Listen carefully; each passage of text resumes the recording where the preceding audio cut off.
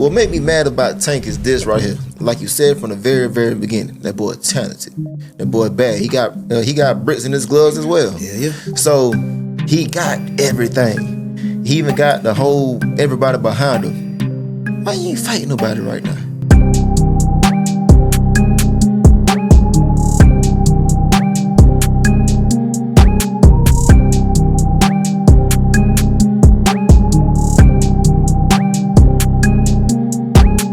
Welcome to CounterPunch Conversations. I'm your host, Sheik. My co-host, Rob. What's up, Rob? What's up, brother? Hey, so you got your Noop sweater on today. Yeah. What you wear that today for? Any particular reason? Just proud Noop? Andre, Noop. The welterweight world champion of the world needs a parade. All right, well, I guess you just gave away who our guest is, but it's all good. It's all good. Like Rock just said, we got the WBO. I almost say undisputed, so that would have been a Freudian slip. So that's You just No, that's foretelling. that's what I'm saying. foretelling. I almost said, but that's a foretelling. Freudian slip. So we foretelling the That's future. manifestation. Got the WBO welterweight champion in the building. What's good with you, boss man? What's good with you? And you know what, Rock? This is our first guest that we had twice. Absolutely. Trying to think. We had anybody? Nah, No. listen, you the first. I appreciate that. First guest we done had on here 2 times. Yeah. Looking for top quality sports media coverage? TOV Sports is your go-to traveling production company for adult, youth, amateur, and pro-am leagues. We specialize in multi-camera recording and live stream pay-per-view events, bringing the action straight to your audience. As a listener of the CounterPunch Conversations podcast, you get an exclusive 10% off your media production service. Just scan the QR code on the screen or use the promo code CPCONVO. That's CPCONVO when you fill out the form at tovsports.net to get a free quote and let us know you're ready for elite coverage. Or you can call Dave at 404-979-4224. Just mention CounterPunch Conversations to get your 10% off. Follow on Instagram at TOV Sports. TOV Sports, where the game never misses a moment. So Brian recently made a statement with his first WBO title defense against Derek Cuevas. Is it Cuevas? Cuevas, right? Cuevas. Third round stoppage, dominating fashion. I don't know if you know it. It was with a jab. I do know. I stopped him with a jab. I just wanted to say that. I do know. We call it with an 8-1 straight Yeah, left. 8-1 straight left. The jab finished the job, but made it in devastating fashion. Setting the stage for dominance in the division, in the welterweight division. So wanted to bring Brian back and kind of talk to him about everything that's been going on since we last saw him. What the current landscape is. So reflecting on that Cuevas fight, right? Let me ask you this. Can you take us through, you stopped him in the third round, so can you take us to what, I ain't got no damn cue cards. Got your damn cue card. You done upgraded, man. This motherfucker. Listen, man. That mean you ain't doing your homework. Come on, tell him, man. That's all it is. How he came prepared. You just came in here in a Noop shirt. Man, Tia did that. We appreciate the jacket, but Tia did we need that. some cards, man. He ain't did a damn thing. Them Tia cards. And we about to get some cue cards with CounterPunch Conversations on the back up. That Tia did that. But these ain't cue cards. These are notes. But I done researched. I done rewatched the whole fight a couple times. Yeah, me too.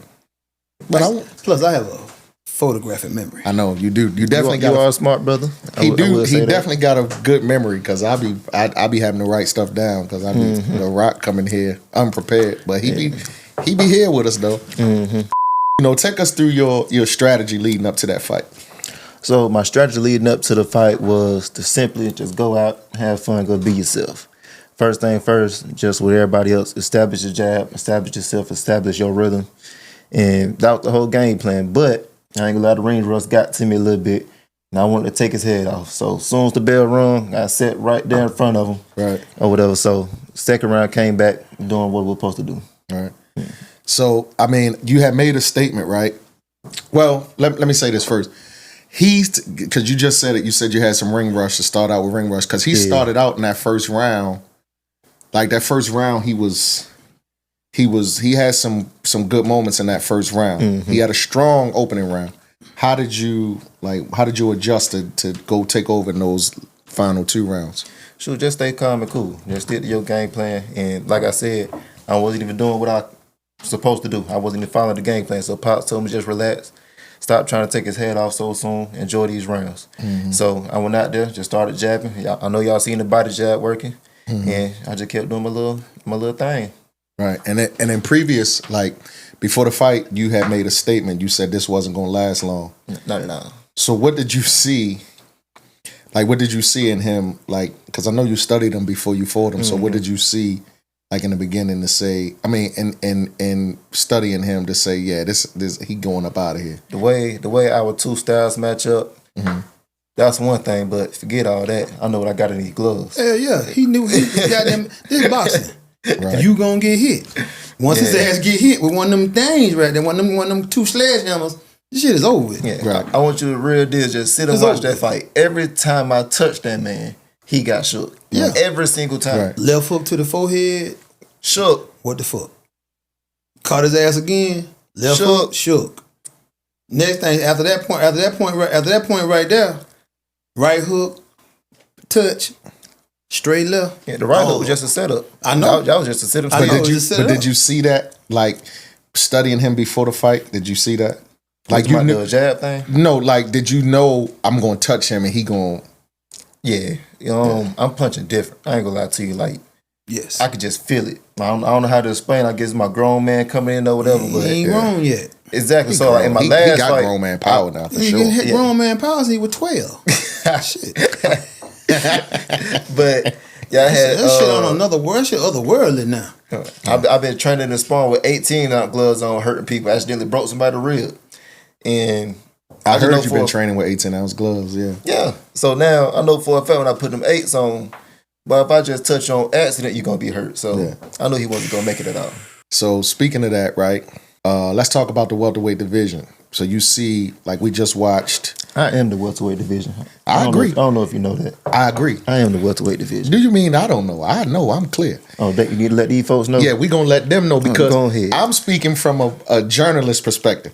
But on a personal level, I already know. I ain't speaking from no damn journalist perspective. But you Keep got- it real with them. Knocking y'all ass the fuck Keep it out. real with them. Be known pound for pound, control the boxing. It's a wrap. Welterweight division is over. Undisputed is that wrap. Who was yeah. you talking to, though? Because I'm you was talking- looking over there. I'm looking at Philly that way. Talking to y'all ass. Hey, forget Philly. Philly right this there. this global. Philly right there. Right there, well. Right there. Don't matter. Well, Talking to y'all Hey, ass. this bigger than Philly. This is everybody. I don't care who Everybody. it is. If you at the welterweight division, welcome to my land. You finna get booted right back out of it. Got to come through Atlanta. All y'all Devin. All y'all coming up from 140. Devin ain't coming up to no 47. Shit, he already 147 now. Yeah, Him. this fight, he about to fight at Teofimo 47. He not Teofimo, staying at You 47. talking Ryan about Ryan Garcia, Garcia? all of Ryan Garcia at 47. all Right, of them but got- they taking this fight at Garcia and Romero and Raleigh is going to be at 47. 47. unless they stop boxing or stop growing miraculously. Right.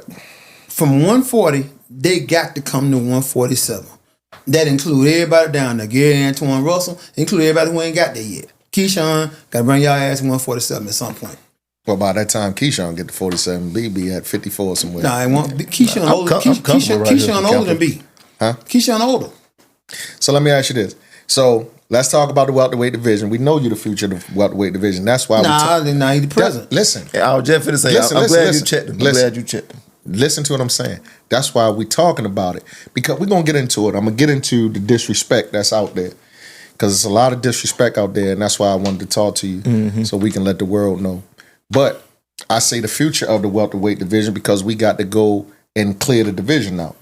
We still got some other... We still got stuff to knock down. Yeah, we I still got got stuff going on. So let's talk about the welterweight division, right? Boots, we seen what he did to Stanley Owens, right? And everybody is pumped up about that, about the work that he put in with Stanley Owens. Now, for me, I like Boots a lot, right? And I just was telling somebody. Good kid. I was just telling somebody. Matter of fact, I'm going to give them a shout out. My guys from Philly to Detroit podcast. We just had a joint podcast with them too, and it's going to be coming out soon. But I was just talking to my guy Giovanni. I told you I was going to tell the champ that he got a lot of B. Norman disrespect, right? Rock called him. We called him on the three-way when you fought Cuevas and was going back and forth with him because he was. Listen, I think he definitely, a top talent, but Boost is different. But we're gonna see. Hopefully, Boost get it done in April. Yeah, y'all gonna want to see, but you know who don't want to see?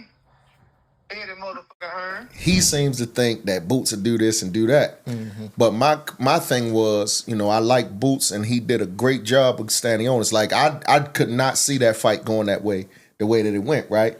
But hold on though. But to be honest, Standing Owners hit Boots with some stuff, man, that I told Giovanni, shout out to you again, Philly Detroit podcast.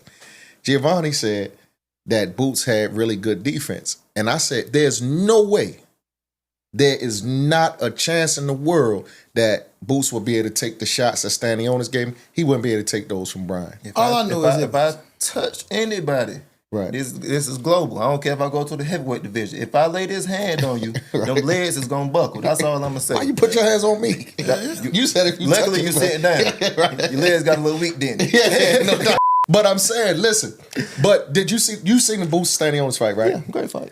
What? But did you see the shots he took?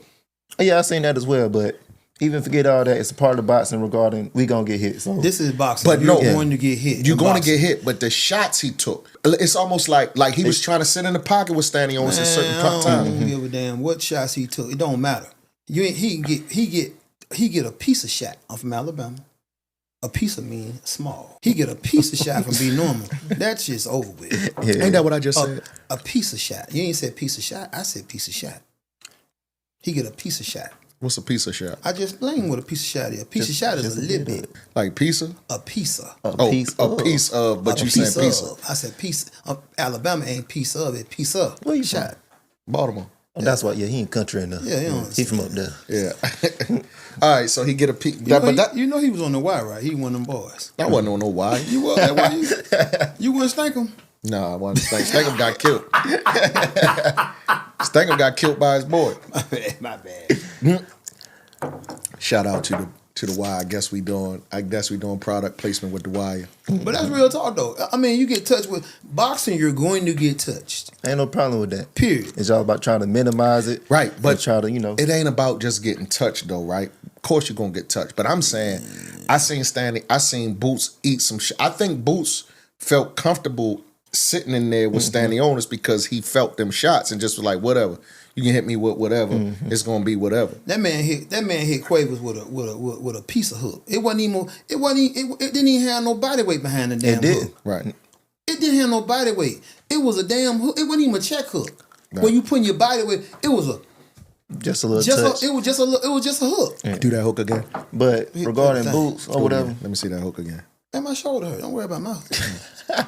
I hit the thing too. It was just a piece of hook. Yeah, but regarding Boots or whatever being comfortable on the inside, he probably did get touched and he was like, no, this ain't nothing. I ain't gonna lie to you because I do it all the time. Like, if I'm messing with a guy, like, you know what I'm saying, I feel like you ain't got no backbone in your punches, I'm not scared of anything you got going on. Right. And I love to fight anyway, so this is my playground, but I know for a fact he better not get comfortable with me. You feel me? I don't care if it's on the inside or the outside. That's what I'm saying. I don't think. Yeah. You better not blink too long. You better not go to sleep. And I dare you to be flashing. You feel me? So ain't none of that gonna work on me. Now, it was a great fight, great performance. The boy did his thing. Like he said, he done seen through it too. That boy was tailor-made for Boots. Also, let me just say this as well. Did you know that fight was gonna go like that? I ain't gonna lie to you. Yes. I did, man. I thought Standing Owners was gonna be a great fight. Let me also say this. I'm tired of being respectful. So that's what's real deal holding back. I've been respectful for too long, so now I'm finna be real. Who's Standing Owners done fault? That's true. Nobody. Yeah, I can't Who's Standing call Owners done nobody fault that just said he the baddest thing walking and he right. this and he that. Right. That boy had a fight of his life with a guy that had like probably, I think 8 fights or something like that, walk out all bruised and everything like that. And I turned that same guy to a sparring partner that couldn't even last. Who was that? I don't even want to say his name because I'm still anyway. Be halfway respectful. So say it anyway for the people. I forgot. Yeah. They know who he is. He go to a damn box, right? Mm-hmm. So yeah, Russian dude. I stopped him the first day. He couldn't even make it to 8 rounds or anything like that. So and I was just playing with him. This is just my first day in Vegas, me getting him a little rust off and everything like that. So that was, and these 16-ounce gloves, and this is 16-ounce gloves. This is all of that. And this the toughest fight he done had. He was going to war with him, this and that, the third. Then that's what I done did with him. And then let's go back to Boots. Okay, we done had some similar fighters in the past, opponents. There's this one guy, it's Demian something. I don't know his last name. But it took Boots 3 rounds just to get him. This was way back. It took Boots 3 rounds just to get him. If you watch the fight on YouTube, the man threw about like 30 million punches in 1 round. He was doing this whole little thing. What you talking about? Yeah. That fight was out here in Atlanta. When me and him fought, it was out here in Atlanta. I had coronavirus like 3 weeks before that. Remember, it's a 2-week window for you to get cleared out. So for those 2 weeks, I was struggling. I thought I was finna die. I couldn't even hit the bag for real. Like my energy all down low. Pop said, I don't know if you're gonna fight. I gotta pull you on this. As soon as he said that, boy, that done got me activated. The very next day, I was cleared of corona. I was in that backyard. We had a little bag in the backyard. I was in that backyard working, popping a good little sweat. I'm ready to fight now. So also in that week, I had to lose 14 pounds or whatever because, I couldn't really train how I wanted to. Boom, lose all the weight. About like a minute and 30 seconds into it, I'm gonna stop this man. So this is me at my lowest. Yeah, you wasn't even 100%. Hold on. So why I took this great future athletic talented fighter or whatever 3 rounds throwing all these punches, landing all these clean punches, it only took me just a little bit. You know what I'm saying? So boom, when I went out there in Philly to spar with him, I wanted no kind of shake. Hold that. We're gonna get to that in 1 I ain't second. done yet. Let him talk. No, because I ain't gonna talk about me and him sparring. I ain't even gonna talk about that. Go ahead. So he had a sparring partner. I really don't know his name. And he was up there for a smooth little minute. Right. Doing rounds with him. Round 2 with me. Another jab. Who you talking about? You're not talking about Boots. It's just somebody else. Somebody else. In their gym? It was sparring for him. Like, you got sparring camp. Camp. Yeah. Sparring for camp. Okay. So yeah, he had a little sparring partner come through or whatever, and he was up there for a smooth little minute, doing his little business. I came up in there 2 rounds with him. I done broke the man eye. Like, I'm talking about, I done jabbed him or whatever and messed him up. He walked out the gym, I swole just that quick. So how is this man in the gym working with you all the time or whatever? He can't last 2 rounds with me. So no matter what, also that was way back. You were 19. Exactly. Right. 19 or 20. Man, still I'm going hitting through puberty. different. I'm hitting different. I just want y'all to know that. Not even just hitting different. My focus is a whole lot different. Back then, to be real with you, I just feel like I was the baddest man walking, so I come into the gym, do my little thing. I wasn't disciplined or anything like that. Things change. This right here, this done saved me all day long. Matter of fact, not even just this. Everybody trying to doubt me, all that look, everything. All it did was just motivate me. And like I said, I'm tired of being respectful. I'm tired of trying to give people props or whatever. Because what really done set me off, Boots ain't never said nothing. But he finally said something. He said he really ain't that good. Yeah. You feel me? So I don't know what else he was saying, but I just know that part right there, he really ain't that good. I took that personal. So at first I was being respectful because he ain't never said nothing about me. It was just people around him. I said, okay, cool. He playing it cool. I'm going to play it cool. Okay. Now you done cross lines. So that I see where we at with it. Respect out the door. Now I'm stumping on you. So just know whenever we fight, I want all your fans to come on out here and we can get that work in. That's all I got to say. And then also, even with y'all trying to talk about the contract, whatever, the negotiations or whatever, even with that, something ain't adding up, brother. So 1.7. I say, okay, cool. We like that number, but it's in your whole town. So we're gonna give you 2 things. Either you can slide it over and we cool right there, or just up the money a little bit because we in your hometown. There's still a unification. Also, me and him is the biggest fight at 147, even at that time. Okay, but I ducked him, everything like that. I ain't worthy of it. I'm a nobody. You go fight Stanionis, the quietest man at 147, probably the quietest man in boxing in general. Have you ever heard a Stanionis interview? No. Yeah. Exactly. Because the man is boring. He ain't got nothing behind him. It's no... So... I don't know if y'all remember, but also at the post conference, he said, shoot, Stanionis got paid more than me. Also, it was in the Atlantic City. Yeah. Hold up. So he got paid more than you. I ain't even asked to get paid more. That wasn't even on my bucket list. Yeah. All I just said was, You wanted to walk away with a certain amount, though. yeah, that's so it. Right. So he got paid more than you, and you moved the venue. Dang, so he got a 2-for-1, and I ain't even get nothing. But Right. I'm the duck, though. Right. So it sound like you were trying to do it on purpose. You were trying to lowball me, act like I'm a little punk, like a little peewee, a little peon. So I'm finna show you different. That's all I'm doing. Y'all seen how fast I just got better just that quick. Boom, I had this martial last year. Got dropped by Boca Chica. I was supposed to be the end of my career. I fought Stanionis. Not Stanionis.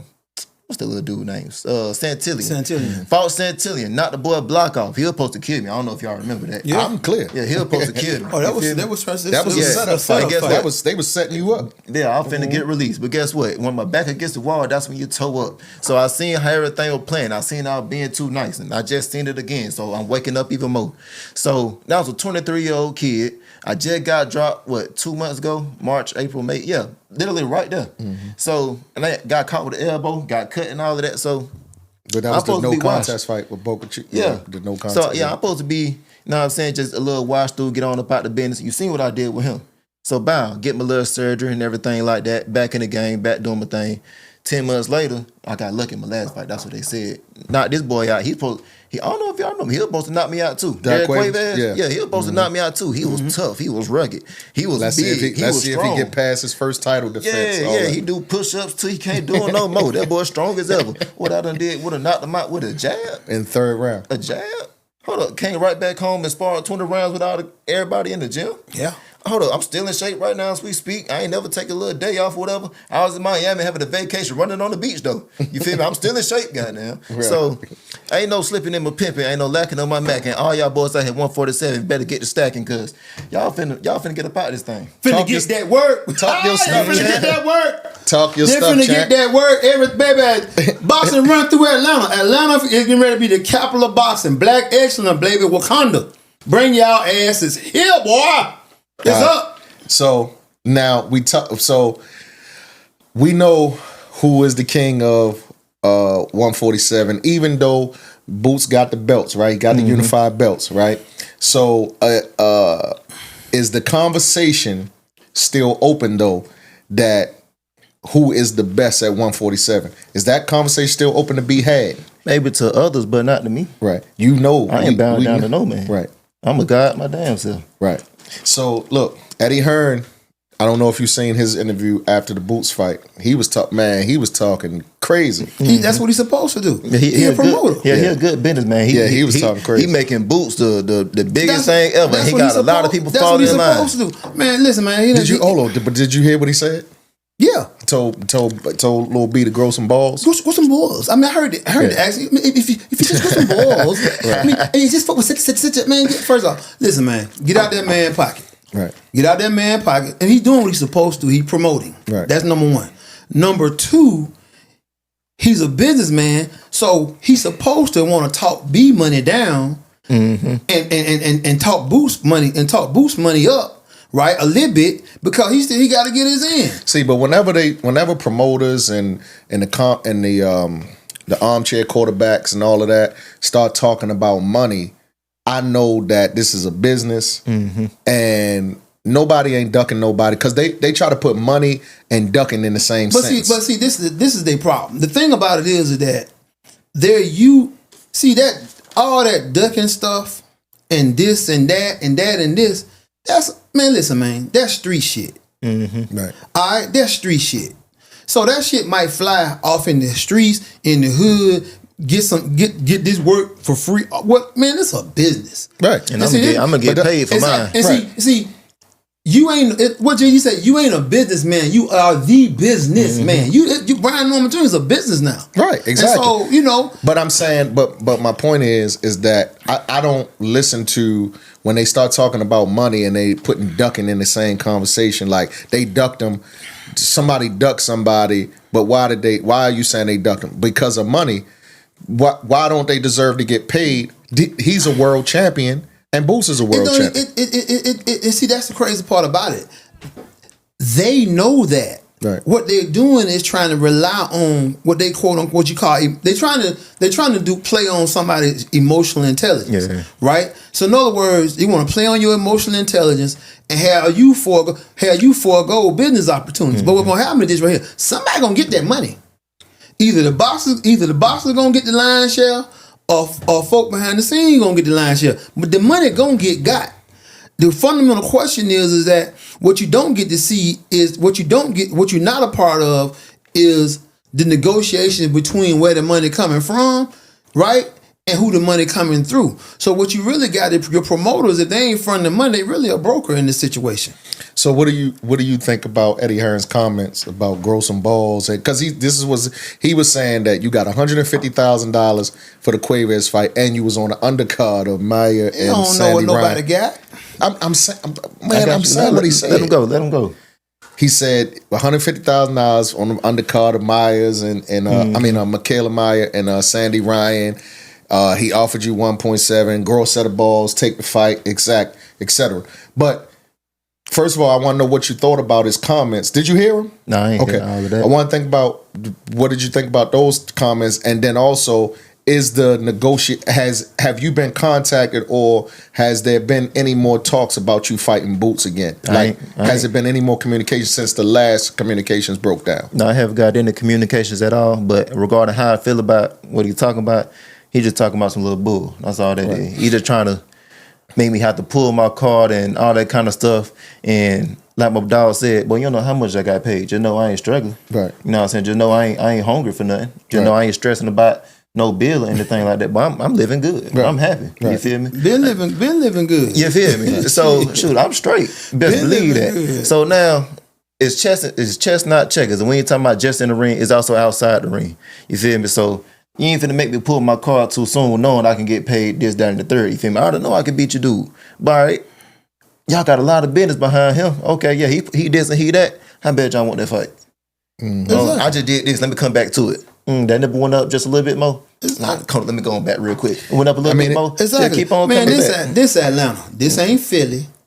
This ain't Detroit. Yeah. Shout out to Philly and Detroit. This ain't no damn DC. This definitely ain't no why Baltimore. You trying to be, ain't no Baltimore. Why you trying to be this Atlanta? Why you trying to be Vibe magazine? This Atlanta. I ain't trying to be Vibe. This Atlanta. Remember what folks know. This Atlanta. This the A. You remember how A-town. This the A. You remember how You Baltimore. Can you let me talk? You Baltimore created, but you Atlanta Micah, made. turn his mic down for a second.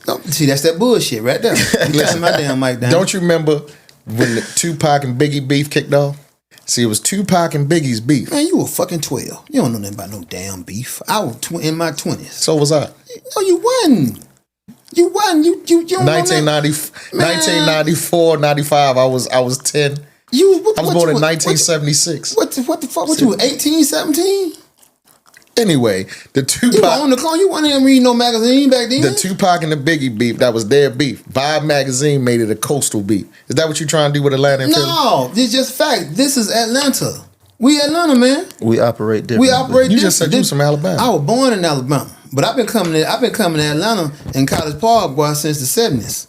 You know how I know you lying? You're old, man. I ain't gonna lie. You know how I know you lying? Boy, you crazy. Because they don't say College Park here. How they say College Park. 31. College Park. This is a Grady baby. You is get to him. The Cat Medical. Listen, I grew up on 3130 Keenan Road, boy, College Park, Georgia. This is a Grady 3130 Keenan Road, College Park, Georgia. The Cat Medical. The Cab. I wasn't born there, but 3130 Keenan Road, College Park, Georgia. Oh, let me go back. Cushman Circle. Used to be in Cushman Circle playing in the project, sliding down the big hill. Come on, man. Right. Hey, he don't know no better. He don't know nothing about that, man. Let him slide, man. Yeah, let me slide, man. Let me live, man, because I don't get it. Yeah, I get it. I'm just saying, you trying to make a coastal. You just gonna see the end result. That's it. I'm not trying to make a coastal beef. What I'm saying is Atlanta is on the precipice of being the capital of boxing. Yeah, ain't no doubt. Period. Ain't no doubt. It's Atlanta. We got everything. Ain't no doubt. Yeah, it's no question about that. And we even got listen. For the record, Atlanta is a sanctuary city. That means Mexicans feel safe here. We got a big Mexican boxing pop. We got a big Mexican population and a big Mexican boxing fan base. But you can make big fights here. I was just saying, it sounds like Atlanta the place to be. It is the place to be. Mm-hmm. Mexican ain't got to worry about culture, ice and the culture over here, and the culture, and it's on its way. You got black excellence, and you got the barrio safe here, baby. We got plenty of Mexican gyms. The Andre and the city ain't cooperating with ICE. Come on. All right, man. ATL, baby. Believe that. Well, ATL won't stop on your ass. I'm with you, man. I don't know why you brought up Baltimore. I live in Atlanta, man. I've been in Atlanta for 15 years, man. I've been in Atlanta longer than you. No, you ain't. Yes, I have. No, you ain't. I have too. What year you moved here? I've been coming here since the 70s. What year you moved here? 2014. Exactly. I've been here before you. 5 years before you. That's what you say. I don't believe. Michael was born in Virginia. Yeah, but he was here. Yeah, he Mike ain't that damn old. He was 2 years old when we moved here. He's 18 now. Man, you gotta do the math later on. You made me forget my I'm point I was gonna making. talk to Tia. I'm gonna talk to Tia. She ain't be with it. She gonna tell me the truth. You made me forget the point I was making, man. I forgot it too. Yeah, see, because he be doing that to me, man. I'm gonna have to get the Sandman to jump out on him sometime. But that's real though. Like, and Eddie Hearn doing his job. And for the record, I mean, I like how Eddie Hearn promote. He, you know, if you in his stable, his ass is. What people want is they want entertainment. Yeah, and that boy entertaining. That boy entertaining. He say some outrageous stuff, but remember, the way the people think is that when something is said, it's the truth. Mm-hmm. That's why I'm glad you got finished talking your stuff that you just got finished talking. Boxing people, man. But hold on. Listen, my thing is with Eddie Hearn and him he's telling Brian Norman to grow a set of balls, right? Mm-hmm. But the negotiations is not even on for the fight anymore. No, that's for us. What that is it sound good. It's clickbait. You know what I'm saying? And it paint a narrative. But what it also does is he's promoting and building a fight that he know gonna happen down the road. At some point, it got to. It's got to happen. Yeah, it's got to happen. It's Boots want to unify. I mean, Boots want to be undisputed. He's already unified, but he wants to be undisputed.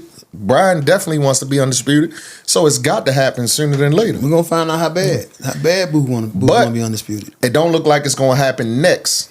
I don't know. Hopefully, anything is possible. Hopefully, we can see it next. There's talks about you having to face your next fight being against Sasaki in Japan. Nah, man, we need another defense. In my opinion, we need Mario Barrios here in Atlanta. You done brought your ass here before the fight tank, and then you know we need Lee 10 million guaranteed Turkey. All right, so we think we need Lee 10 million guaranteed. We getting paid. We think we're gonna get another title defense, and then undisputed welterweight. We need Lee 10 million guaranteed, Mr. Turkey. We think we're gonna get another title defense first, possibly against Sasaki in Japan, or can we get the Barrios? And what do you think? Where do you see your trajectory going next? Sasaki or Barrios or Boots? Sure, we got options. I can definitely tell you that. So we can take it anywhere. Like I said, with regarding Boots, we ain't heard nothing. So I don't think that one's gonna be next. But if we could definitely get WBC, that's what I want for real. Cause you know we all know that's the belt to have. Yeah, or the green belt. Yeah, and that green belt is the money belt. That's the one that all the legends done had. I think it's gonna be some build up to the Boots fight. I think it's got to be some build up. You know, it's a super fight. Yeah, it's definitely gonna be it's a lot of money. It's a lot of money in that fight right there. Yeah, and if it ain't done right, then the back end gonna get the money as opposed to the front end. Right. And also to add on to the business aspect to it, let's be real. We two black fighters. That ain't big. You get what I'm saying? It's like in the boxing world, of course it is big. But okay, Crawford and Spence, they did their thing. Don't nobody care about it like that for real. Mm-hmm. Because they ain't got a whole country behind them. They ain't got a whole, you know what I'm saying? Right. They just got their hood from they little state. You feel me? So it ain't as big. But us as black people, we all against each other for real. So with that fight, we got to make it the biggest possible. Right. So that means we got to have some more running. But at the same time, what you was insinuating, he ain't talking about going undisputed no more. He talking about trying to move up and things of that 54. Nature. So yeah, so I want that. No, I want him. You got to catch him before he go to 54. Exactly. Yeah. So because it's been listen, even though you said Boosh just now saying something, it's been too much around the peripheral, too much conversation, too many people saying different things. I can't remember who I just was watching an interview the other day. I can't remember who it was. It was one of them guys from Philly. Said he was in the gym when y'all sparred. Tell me that dude ain't got no eyebrows. Was that who it was? I don't know who. I don't know what. But did you see the interview? Yeah, he was saying I couldn't really understand. He kept talking about y'all mean. I don't know what the hell that mean. Yeah, that's a Philly thing. What it mean then? Y'all mean. Well, he said he was in the gym every time you sparred, and he said Boots got the best of the sparring. My guy Giovanni, Philly to Detroit, shout out to y'all again. He said, he told me just the other day that Boots he said Boots stopped you. And I said, how do you get stopped in sparring? He said, well, it's the equivalent of because he took a knee and he didn't want to go no more. I said, man, took a knee? I'm learning something new every day. Exactly. So, but what I said to him is, I can show you the text. Listen. I said to him, listen. He listened to that dude ain't got no eyebrows. That's what I told him. That dude ain't got no eyebrows. Said that bull. So now with the dude, talk about that. Talk about the sparring that you and Boots. I got you. So with dude with no eyebrows or whatever. In the previous video, so let me also just say this off top. If you go look at all those videos, because it ain't just him, YSM as a whole. No, that's the YouTube channel name. I want you to go look at their videos. It's Hold a on, whole, man. They ain't shout us out. Nah, because I want them to see it. But they don't shout us out. Forget them folks. So I want y'all to go look at their videos. You ain't even got to click it. Just scroll through. You're going to see a whole bunch of Brian Norman sparring. They trying to paint a narrative. Right. Now, the same dude with no eyebrows, previously he said, I did see all the sparrings. It wasn't nothing going on. It was like, it was just some work in the gym. But now he come back trying to flip the script, this, now the third. Some people said I got dropped. Some people said I didn't. So, what's going on? Why y'all stories not contradicting each other? You get the same person that had the interview, like I said, dude with no eyebrows, and watch another one. They already contradicted themselves just that quick. So something ain't adding up. But also, let me also add this to it as well. We talking about practice. We talking about practice.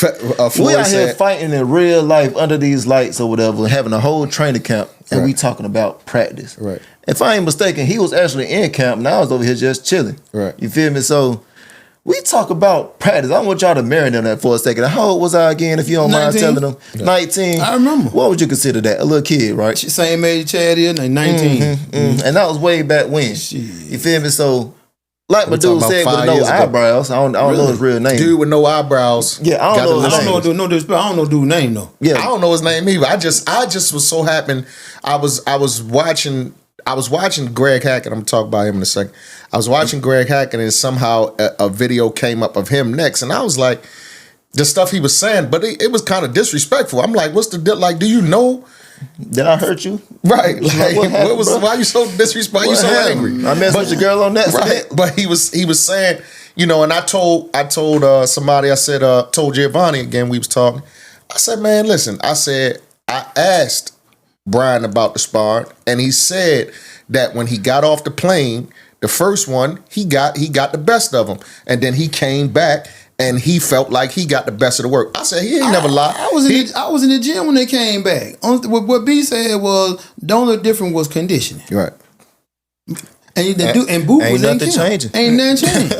Right. So the only difference was conditioning on that day. It wasn't no skills. It wasn't no. How many times did you spar Boots? Was it just that trip when you went to Philly, or have you been back multiple times and sparred? I've been back a few times, but I don't know if I sparred him again. I think we only sparred on that first trip. Right.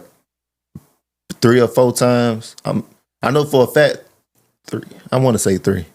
I can't even think of 4. I can't really think of 3, but I'm gonna say 3 just to be safe. Yeah, we sparred probably 3 times or whatever, but it was 3. Cause I know for a fact that last one, it was very, very, very uneventful, simply because he got touched with something and he didn't want to let his hands go. Now, I ain't gonna lie, I wasn't in the best condition, so I couldn't let mine go either. But he wasn't getting off on me. That's all I know. Right. So everybody that's saying that Brian Norman Jr. got beat up by Boots, he's saying right now I'm very open. I don't care about none of that. We talking about practice anyway. Yeah.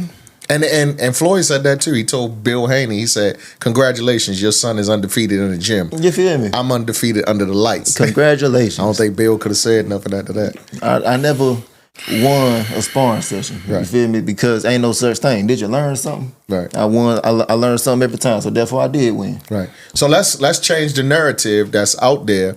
One of the narrative that's out there is that Boots did all of these things. But first of all, remember, we talking about 5 years ago. He was a 19-year-old kid. He didn't spar WBO world champion Brian Norman Jr. So here's what I know, and I'm gonna say this from an analytical standpoint.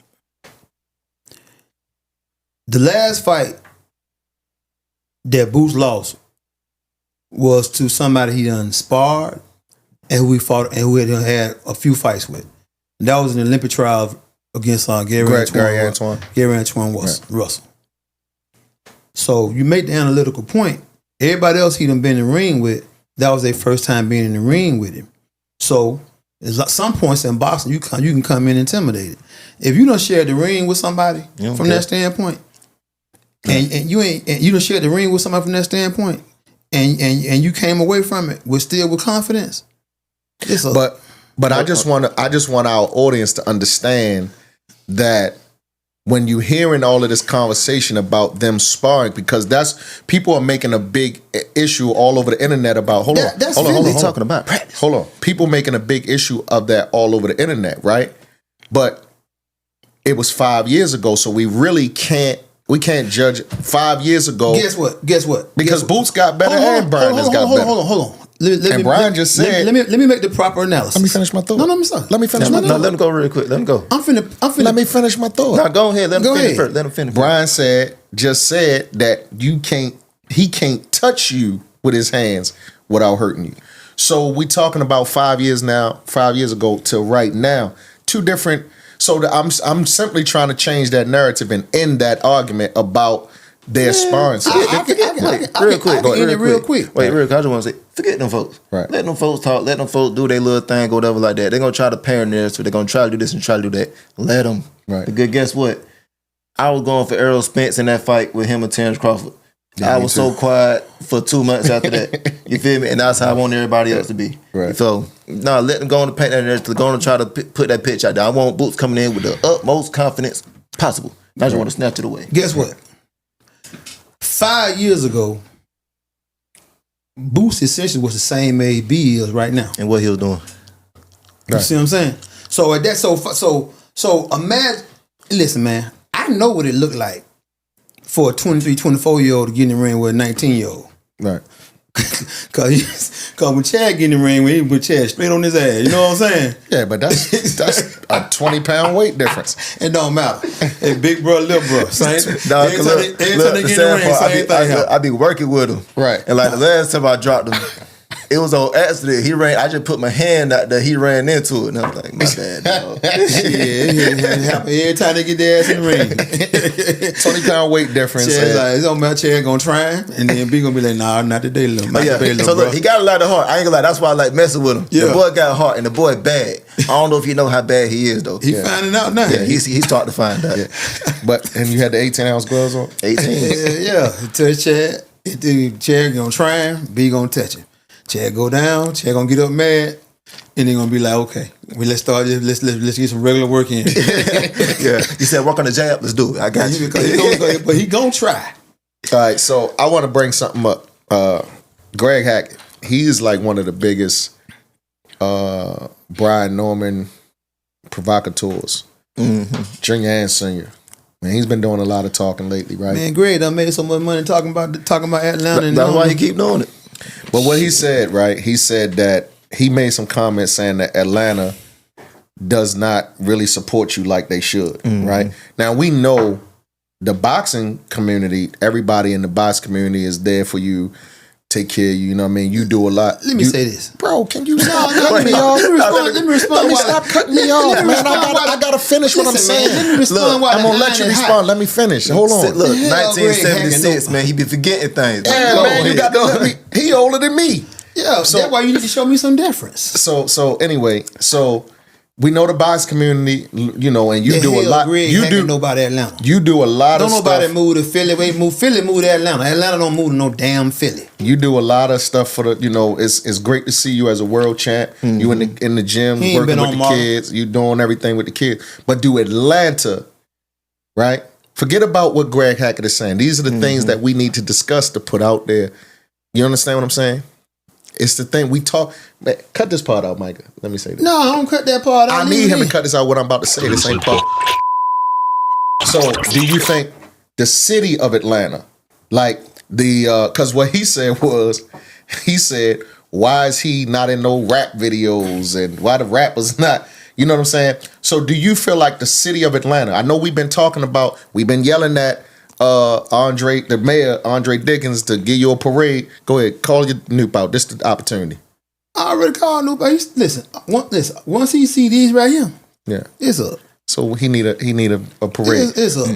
So do you think the city of Atlanta supports you like you should be supported as a world champion? Most definitely. Right after this fight, I had got free tickets and all that. Had an interview with the Hawks and all of that. Oh, V103 also. So I even be forgetting stuff. So no, the city definitely behind me. Like I said, whole TV interview on ESPN, I believe, with the Hawks. You feel me? So. And the Hawks posted you on their Instagram. Exactly. So I'm everybody definitely behind me. You feel me? Right. So we ain't stressing about that at all. Now, just to flip it all the way over, because I feel like talking or whatever. My boy Greg. So Greg Hackett, his whole thing is we don't know what we got going on. Well, he tried to go for my pops. My pops, he dumb. He don't know what he got going on. Who dumb? My pops. He said that? That's what Greg be talking about. I didn't see that. He don't know how to coach. He don't know how to do this. He don't know how to do that. Huh? Okay. Single father, I'm gonna say 24 years old, 4 kids at the time. Me being the baby. And he trained me to be a world champion young and early, unlike your boy from Philly also. Trying to be a champion young and early at 23 years old. Also, one hand, because I didn't have my left hand for real. I just gave it all I got. So, how is a man's trained? He the only one that trained me. So how does he not know anything? And also, to add on to it, that's just me. Maybe you could say I'm just blessed or anything like that. Maybe my studying just a point. Cool. Now let's go back to him. Y'all two fought each other. I don't know if he remember that. Them two fought each other. Right here in Atlanta. Yeah, right here in Atlanta. You active. You be doing your thing, fighting for $3.60 on a good day. And my pops, after 14 years of being retired, not lifting up anything, just looking like he do something. That's it. He tried to look like he do something or whatever. He just built like that now. And 2 months of training, torn bicep and messed up rotator cuff. So I'm talking about both arms dead for it. He came back and beat Greg. So how does he not know anything, but he come back and beat you with just 2 months of training? That must say something to me. So Greg Hackett, everything he got to say about Atlanta is null and void.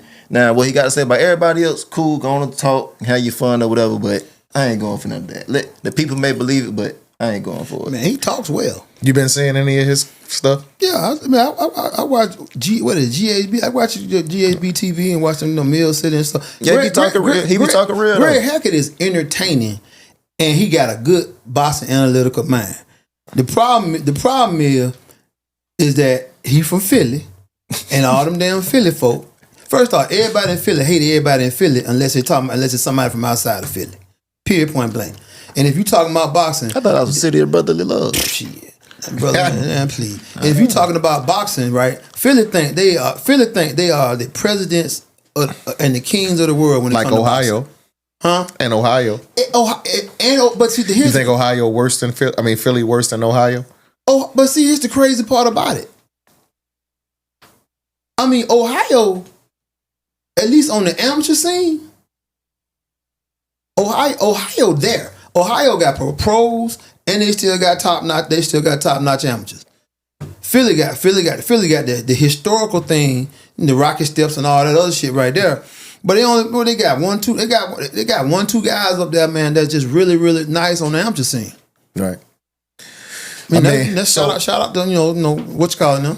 My man nice. So let me ask you this: are y'all cool with Greg Hackett or not cool at all? I ain't got no beef with nobody. Yeah. Let me be real with you. But do that kind of talk the way he talks? Cause he all over the place. But he serves a purpose though.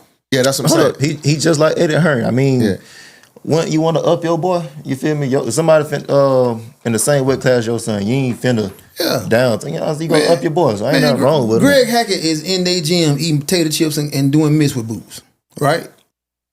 For real. So I mean, he's supposed to ride. Do that kind of talk motivate you, frustrate you, or you just tune it out? Regarding that, no, I'm straight. I like watching the cartoon. Yeah. But now the only thing that got to me is, like I said, I don't care what they got going on, but the fans or whatever, because now. But even still, some of them, they starting to flip the script. They starting to wake up a little bit. They starting to see it. But even still, some of them still question it, and I'm just tired of all these questions or whatever. Like people saying, I don't know. I ain't got time for none of that. So that's what really did woke me up and just like, man, forget it. I ain't gonna be respectful no more. Yeah, I'm gonna go ahead and be the bad guy. It's a little bit more fun. If you think about it in the movie, we all love the villain. Yeah, to but the end. they supposed to lose. That's But you it. know, but I'm glad you said that though, because I think that's why so much of the conversation be out there, or the things that be against you, and because you're not talking that much, right? And so I'm glad you talking and saying you're not being as respectful no more, because I think you should be. I think you need to be respected a lot more than what you are. You first of all, if like, let's take away your skill level or what you can do in the ring, right? Which we all know, that especially the ones that seen you since you were little. You are a world champion. You are, I mean, a legitimate world champion. Let's take it back. Of the world, Craig. Of the world, baby. Of the world. You're the world champion. Wait. Last time you was here, you was still interim. No, I think I was world No, champion. you was just interim. You had just beat Santillia. Oh. Now you've been elevated, And you had a title defense as a world champion. Give it up. He's a world champion. Not interim no more. Of the world, Craig. Yeah. Against a gator. And what was the thing you said before?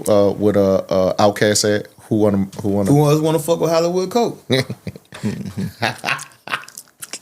So I got something to say, baby. I'm gonna say the only thing that the reason why I'm not talking about anything as much as others or whatever, like we don't have people like Aiden Hearn or Greg Hank or whatever, just like, you know, just putting out propaganda, just talking about me, things of that nature, but simply because I don't like that. Pops always told me, let your work speak for yourself, not you. You feel me? So, but it's also an entertainment business, so you got. So now we starting to wake up. So like that's just straight ground level. Like let's say I'm not a fighter, anything like that. You don't necessarily got to brag or anything. Just let your work speak for yourself. Let everybody say. That's why y'all respect me so much. Y'all see the work I put in. So let your work speak for yourself, not just sit back and be cool. But now I'm in the business world, not everyday living. So I'm in the business world, and I gotta talk, and I gotta say I do this, and I gotta do that, or whatever. So right, that's all it is. And I think because that was going to be my next point. My next question was, you know, do you think that you are overlooked as a world champion? And you know, and that kind of answers that. But you know, ain't nothing wrong with being a dark horse, baby. Yeah, I don't think I'm overlooked. It's the reason why people not calling me out. That's all I'm gonna say. Man, let me tell you something. Get your ass in that ring and get hit with them things. It's gonna be life changing immediately. Immediately. You need to be perfect defensively and really not get hit for every second of every round. And also on every round, I'm coming for you. Every round, I'm adjusting. As the fight goes on, the better I get. Exactly. And you know the funny part about it is that what I laugh at these damn folk at is, right, what they don't understand is he got fast hands, he got fast feet, he's super athletic. And if he wanted to just be a defensive fighter, I can. And not get hit and just move around like that, right? Well, that's been one of the stigmas out there too. But see, is that you don't have that great of a defense, and that's shit. I agree. I mean that shit just that's all. The target that don't get hit. Yeah, he know about me. So now the only thing is, for example, even with this fight, I be want to knock folks' head off so soon. I ain't gonna lie. Sometimes I get real immature in the ring, I guess, and try to force things. So that's actually one thing I'm working on as well. But relax yourself. Let it come to you. You got 12 rounds. So, cause it coming. Yeah, that's all it is. Just he know about my defense. He know about all of that. So now I just finna show everybody else. That's all it is. So now I just finna relax. And actually, so my whole thing, I was just trying to hit him so much or whatever. I was just too trigger happy. Now I just finna relax a little bit and just let it come to me. Yeah, and put face to face, as your daddy say. I mean, after with your 27-0, with 21 knockouts, you know, after 27-0, I mean, like, you sound real matured, like you're maturing a lot. You've gotten a lot matured in these 27 bouts. Like, I think, I mean, the way you're talking right now, the mindset that you have right now, there's no doubt in my mind that, you know, Undisputed is next. You turned pro at 16? 17. Yeah. So looking at how you developed those since our last interview, you know, what do you think, you know, has changed the most in your mindset, your style, and how people see you? What you think? Style and all that still the same for the most part. Now it's just about being smarter. So like, I used to do too much. So like, I gas it all today, and I'll be dead tomorrow. But guess what? I'm still gonna try to find some way to gas it again tomorrow. Just keep on doing that. So now, fight time hit. I ain't even got nothing left in the tank, so I'm just dead. So it's all about just being smarter for real and actually dialing it back. Work hard, but also work smart. So that's what I've been on for real. And then now I'm reaching a whole nother mindset on it as well. So we'll see what I learned in this little training camp. Because boxers overtrain. You got, and see, here's the thing about getting better. You get better physically in your rest time, your recovery time. I had to learn that. Then you get in. Say that again. You get better. You get better in your recovery and rest time. Oh yeah, for sure. So you push your body and you tear it down, right, during the training. Then your body adjusts. Muscles get better, lungs adapt to it, everything else. You got to rest to make that happen. But you got to rest to allow that to happen. So once you rest and allow that to happen, now you coming back fresher and you coming back better. You able to tear down and keep on stacking. The problem with most boxers is that, you know, this you want to go every day. You want to go 3 times a day. I ain't taking no days off. Man, that's dummy. That you a dummy. Yeah, it sound good. It sound good.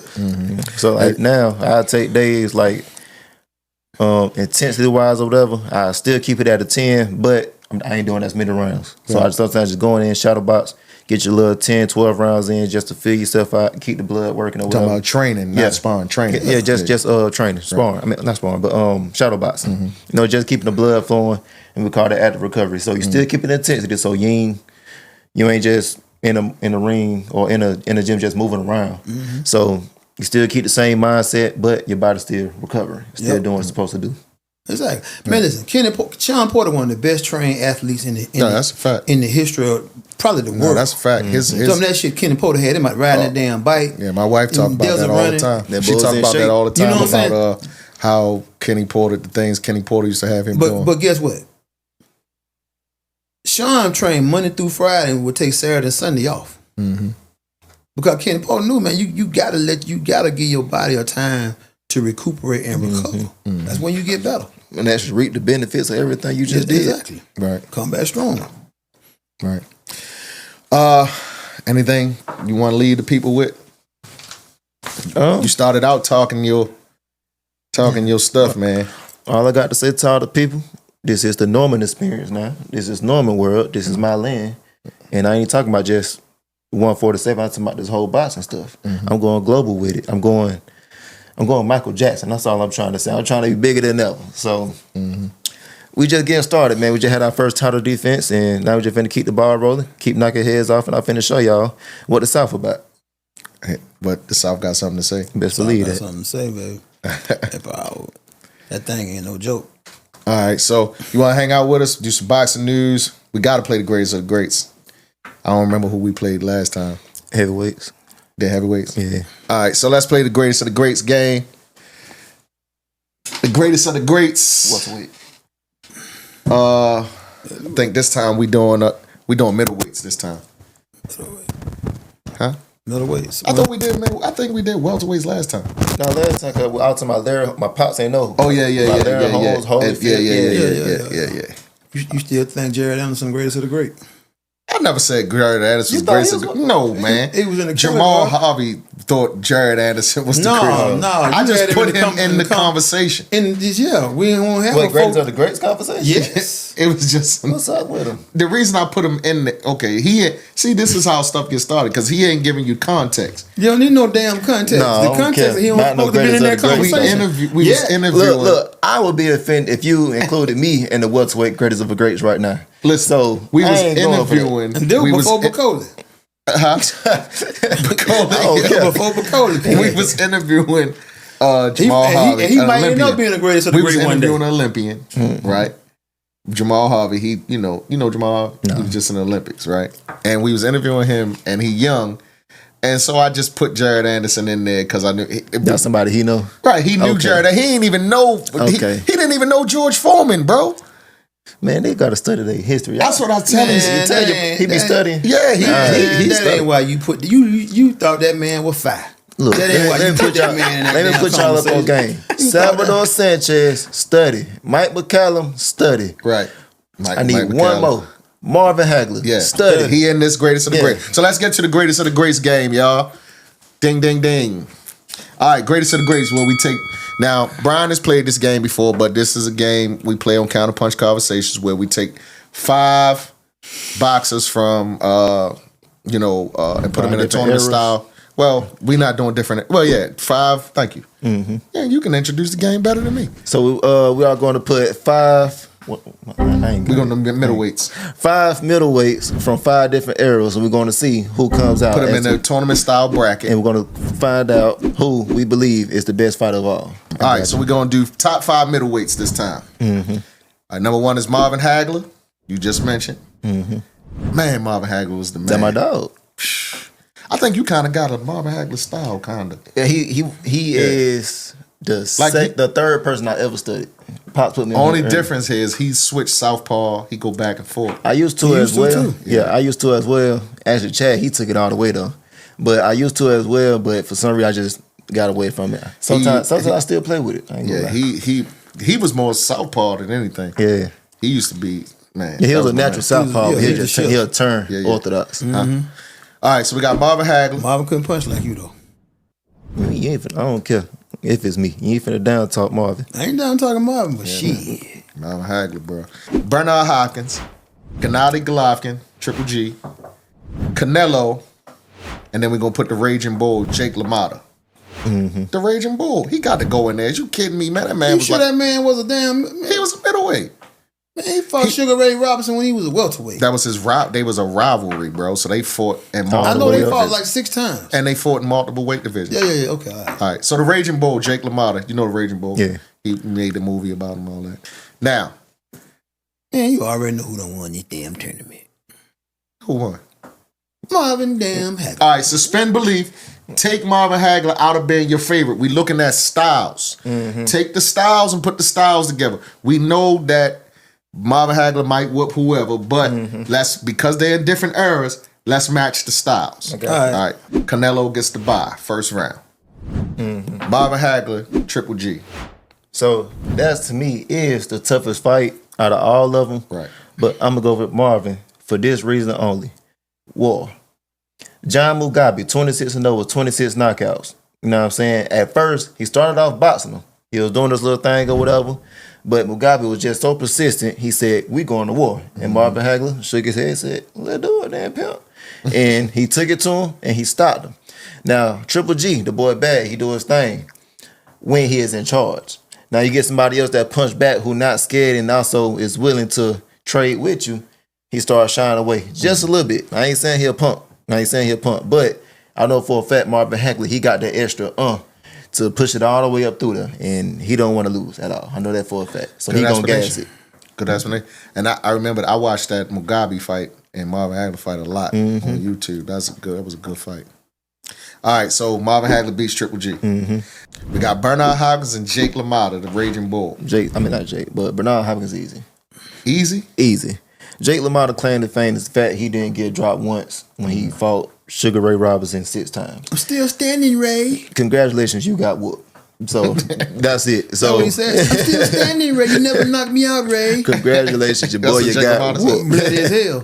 So, but look, Bernard Hopkins, he like to box anyway. So he just finna box in the sleep. He a pugilist of the sport. He loves studying boxing. Jab. You feel me? Feet, all of that. So Bernard Hopkins just gonna box in the sleep, and Jake LaMotta just finna sit here and follow him all day long. He not going to sleep. He not getting buckled. He ain't none of that. But it's gonna be 12 rounds of just straight easy work. Canelo versus Mayweather. All right. Good explanation. So now, Bernard Hopkins beat Jake LaMotta. Now we got Marvin Hagler and Canelo. I changed my mind about the hardest fight. That'll be the hardest one. Canelo at 160. Who was he fighting at 160? No, this is middle. This is 160 is middleweight. Yeah. That Cotto fight was at 54, right? Yeah. Yeah, he ain't fight nobody. And, Cause to me that was Canelo at his best right there. That Cotto fight. He ain't fight nobody at 60. Of note. For real? 60. Nobody about it. He fought.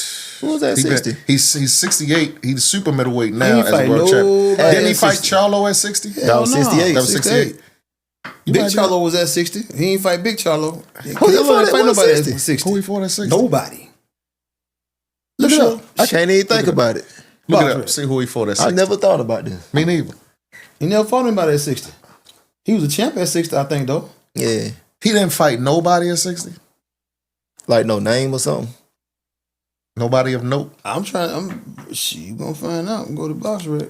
But I'm gonna say that Cotto fight at 154 was Canelo best. And like that was him at his best right there.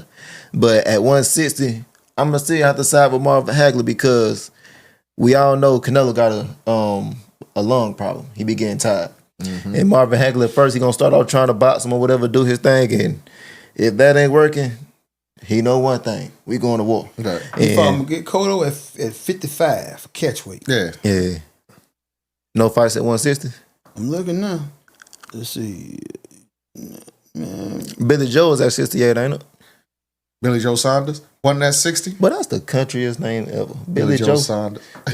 Forget the song. Just This say from- Billy Joe. This from a He country fought man. Amir Khan. He You know fought Amir that's- Khan at 155. He What- fought shit. What he fight Saunders at?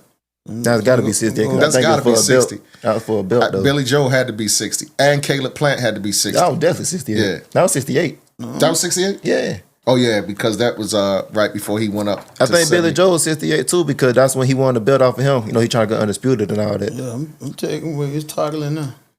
Maybe you're right. We'll catch it in the post. Go ahead. Yeah. But, yeah, I feel like Canelo going to get tired. Yeah, he And, fought Village Osana at 68. wait, 15 rounds or 12 rounds? Well, who is it? Marvin Hagler and Canelo. So Marvin Hagler's era world title fights was 15 rounds. Marvin Let's- Hagler for a fact. Let's go 12 rounds. Nope. Daniel Jacobs. 15. That's the only person he fought at Danny 160. Fought Daniel Jacobs.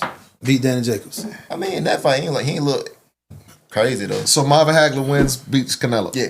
All right. So you must be right. Canelo going to get tired. All right, Like, so the now boy we bad got- skill-wise. The boy bad. It's just skill, he get tired. Too much pressure. Yeah. And Marvin ain't gonna quit coming. He gotta defend and fight Marvin from both sides. Yeah. Orthodox, But southpaw. what a lot of people can't do is punch and move at the same time. Marvin can do that. Then need to set his feet. Yeah. So a lot of people look at Marvin like the war type, just a brute force, a Jake. But that LaMotta. was his motto. He used to wear the hat to say war. And That was just because he fought Tommy Hearns. Besides that boy was boxing people to sleep. yeah, ain't no doubt. So a lot of people can't do that. Punch and move at the same time. He could do that from both positions. Sure. And he could take it to you, just straight go to war if he want to. So he the full package. Gas All right, tank. so look. And that gas tank was limited. So here go the finals: Marvin Hagler and Bernard Hopkins. That could be a real technical Execution. fight. I was about to say because I think Bernard Hopkins he used his jab really well. Like he know And how to his feet. control. Yeah. Yeah. He real technical. But just for the love of the game, Marvin Hagler. Now, let's go back to another tall person he fought, Tommy Hearns, which they say was that first round of their fight was they say that was the best first round in the history of boxing. Well, I Still watched to this that day. one. But that was when Tommy Hearns just sat in the pocket with him. I But watched that Tommy Hearns, on Big Mama TV on the floor. here we model. go again with Big Mama's TV. On the floor. And I model, ain't baby. see no fight. I said, huh? I ain't see no Hell fight. no. I ain't had no cable. You see that fight? You might saw it on YouTube. I watched that fight live. You ain't watch that fight. I Big Mama. watched that fight live on the floor model on Big Mama TV He was over there shadow boxing right next to the TV. doing the Ali Shuffle. Listen, but Tommy Hearns started using his jab and everything in his range in that fight. That first round, he just sat in the pocket with Hagler. He had no legs. Remember, I saw an interview. Manuel Stewart said he came in the dressing room. He was overtrained or something? No, he had somebody giving him a deep tissue massaging his legs in the dressing room. And Manuel said, never let nobody massage. You know, Manuel told him, never let nobody give you no damn massage your leg. When they massaged Tommy's legs were dead. And I knew we were through then. I know they said he overtrained for that Sugar Ray fight, the first one. Yeah. Probably did. All right, so we got Marvin Hagler. Yeah. Marvin Hagler is the greatest of the greats in the middleweights. I think we done got Marvin Hagler a couple times. That's been a hell of a fight between him and Bernard, though. Yeah. I'm telling you. I think that would have been a real deal technical fight. Like, forget all that war Marvin stuff. would have had to think about how he was going to get to him. Shit. And Bernard would have had to think too. Yeah. Problem is Marvin gonna keep coming. He coming from orthodox. He coming from southpaw. He gonna find a way. He technically sound. He technically sound from orthodox and the southpaw. He could punch without sitting his damn feet, so he wasn't flat footed, and the damn gas tank was limitless. Yeah. Rest in Hold peace, up. Marvin Hagler. It's Rest in peace. actually a lot of similarities between them. one of their main things is being disciplined too. Like Yeah. being in shape at all times. So both of them, and I'm gonna include Floyd, they are 3 fighters I look up to the most because they always on point, they always in shape, they always on weight, and just ready to go. And Running out they keep there. on sharpening it. Running anyway. Marvin trained out there. We trained up in some place cold as hell. I know what you're talking about. Massachusetts. Cape Cod, yeah. Massachusetts. He was Yeah. from, that's where he was from. He was from Brockton, Massachusetts. Cold as Brockton, hell something up like there, that. boy. Yeah. Shout out, rest in peace to the marvelous Marvin Hagler. For real. One of the greatest. He wins this game. The I greatest. need, of the y'all greats. to lower the weight class one of these days and go to the welterweights. Next time you Or- come in, we're gonna do the Where my welterweights. boy Salvador Sanchez was at. I think that probably like 130 or 26. Yeah, he was. Yeah. Fun. That next time you come in, we do the welterweights. And Salvador Sanchez, you watch that. Tell you the fight to watch. Watch. Danny Little Red Lopez. No, watch Salvador Sanchez versus Zuma Nelson. Oh, yeah. Non-stop. I They don't brought know if I've seen Zuma. They brought Zuma. But see, Zuma ain't have a 2-week notice for that fight. That shit went 14 rounds. Man, I'm gonna check that out today. And that was before he was known as that dude. That was actually his foot in the game right there. Yeah, they brought a Zuma in. They brought a Zuma in for 2 weeks notice. Well, I mean, with 14 hard rounds. Got stopped though. Appreciate the greatest of the greats. Greatest of the greats, y'all, brought to you by CounterPunch Conversations. All right. Before we get off into the boxing news and get out of here, we gotta do a segment we ain't done in a while. What's that? Rock's Conspiracy Corner. This episode of CounterPunch Conversations is sponsored by the Javier Jenkins Foundation. Are you ready to unlock your fullest potential? At the Javier Jenkins Foundation, we believe in providing comprehensive support to help young individuals excel in all areas of life. Through our academic tutoring, athletic training, emotional support, financial guidance, and spiritual assistance, we equip youth with the tools they need to succeed. You're an athlete, you're looking for great performance training, we have the best in the business. Led by renowned coach Deron Jenkins, our training programs are designed to elevate your skills to new heights. Whether you're an inspiring athlete or simply looking to improve your performance, our training will take you to the next level. Join us at the Javier Jenkins Foundation and discover your true potential. Visit CoachJenkinsFoundation.com to learn more and start your journey towards greatness today. The Javier Jenkins Foundation, empowering youth, transforming lives. Got to talk about your conspiracies. The Rock got a conspiracy segment. But we ain't did it in a while. What we said we was gonna talk about on that? You said you wanted to talk about Tank versus Roach decision was pre-decided. Oh, people said that it was pre-decided. All right, well, let me preface it. This is the Rock's Conspiracy Corner. The views expressed here are the views of Rock Pitts, not necessarily the views of CounterPunch Conversations. Rock's Conspiracy Corner. Go ahead, Rock. It's kind of. I don't think that fight was pre-decided, but I do believe that, like Tank represents the business of boxing, and when you represent the business of boxing from that standpoint, sometimes the business of boxing can step in regards to a fight. And so from that standpoint, I don't think that it was predetermined from that standpoint. But I just think, like I said, I think Tank, even though on his way out, from what I understand, the business he represents the business of boxing. And I think that in order for Roach to win, he need to have a little bit more decided advantage. You know, because I went and listened to the commentators, and I know you can't listen to the commentators. For the most part, Tank was winning the early parts of that fight. Roach came on.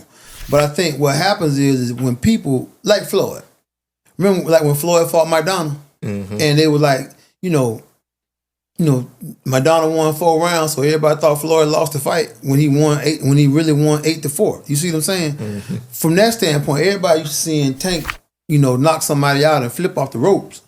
And when you don't get Tank knocking somebody out in dramatic fashion and flipping off the ropes from that standpoint, then at that point in time, people want to say that, he potentially lost the fight. It go back to an earlier point too, when I was talking. Roach and Tank, probably buddies, done sparred a lot, done fought in the amateurs from that standpoint. I think even at the press conference, Tank insinuated, he knew his mom and stuff like that.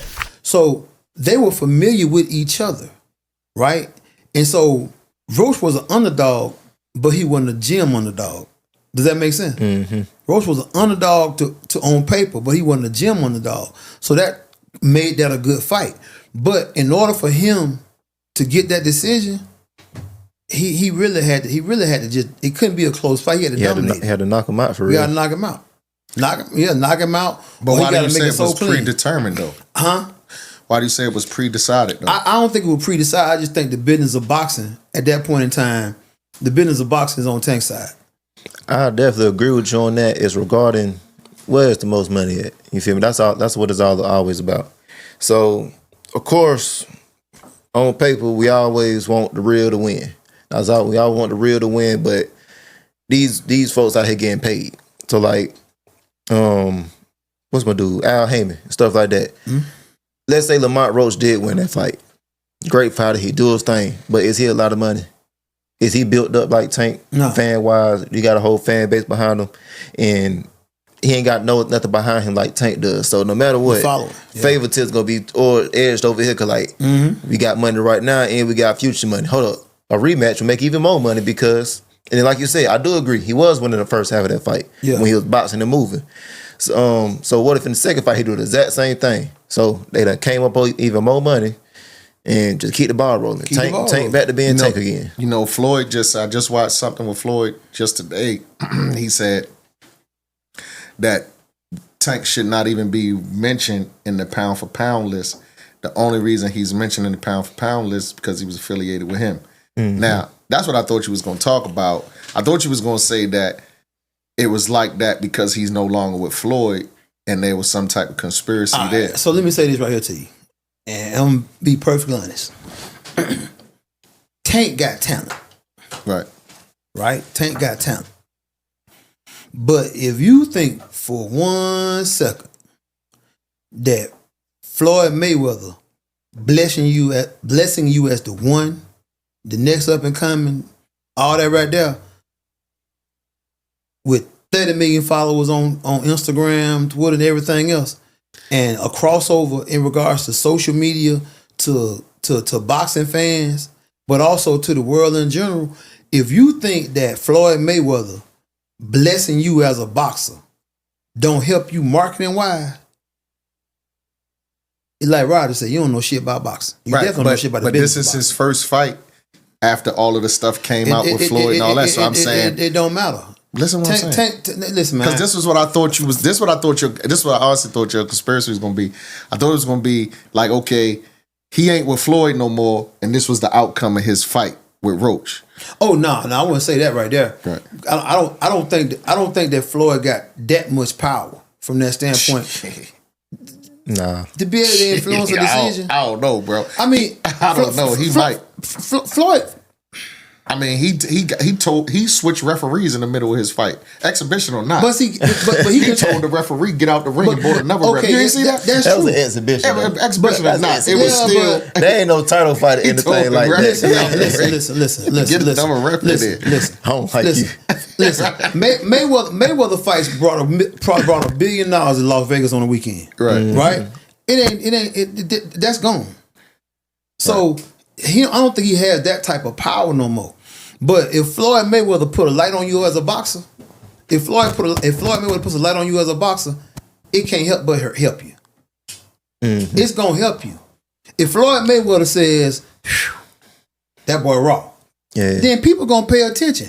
ESPN gonna pay attention. The boxing YouTube media gonna pay attention. The man says you the next man. Exactly. That's all that is. And the former pound for pound king. And then look at Adrian Broner. Adrian Broner was supposed to be Tank. The only thing is he ain't stay on the mission. He ain't stay on course. And AB possibly could have been bigger and better. Because he got everything. He got everything. He got everything earlier, so he could have been that dude just that easy. He just had to stay on course and just stay disciplined. The boy started eating. The boy started eating too much and growing up in weight. I think his punch count too. Boy, he used to punch. Man, I think AB, them childhood demons probably just never, would never just laid to rest. It's hard to change somebody like where they real deal from. So what's the conspiracy that let's close that segment out. What was the conspiracy? The conspiracy was that the fight was fixed. I'm on an anti-conspiracy. You saying that Tank favor? Yeah, I don't think the fight was fixed, but I do believe that the business of boxing plays a role in fighters like Tank. That's just how it's gonna be. It's boxing not like the NFL. Ain't no TV contract yet. You know what I'm saying? Where you got $10 billion, $20 billion television contracts coming from Netflix and ESPN, the broadcast and stuff. You know, not yet. Hopefully it's going to come. But the business of boxing and everybody that makes money around, in and around that fight, people get paid when Tank fight. Mm-hmm. Hotels sell out. The venue going to sell out. Folk buying popcorn. Folk buying drink. The strip club full. You see what I'm saying? Shit. You know, the sanctioning body making more money when Tank fight from that standpoint. If you ain't gonna just traipse your ass up in here and fuck up all that right there, especially if you ain't somebody, right, who they deem can replace it. Mm-hmm. So right? So what are you saying that the fight? Real quick, I want You to saying bounce off. Roach should have won? Huh? Yeah. No, I ain't saying Roach should have won. But I don't think he did quite enough to win. Oh. But you know, I think, you know, to come on another note, Yeah. the business of boxing coming to Atlanta, Georgia.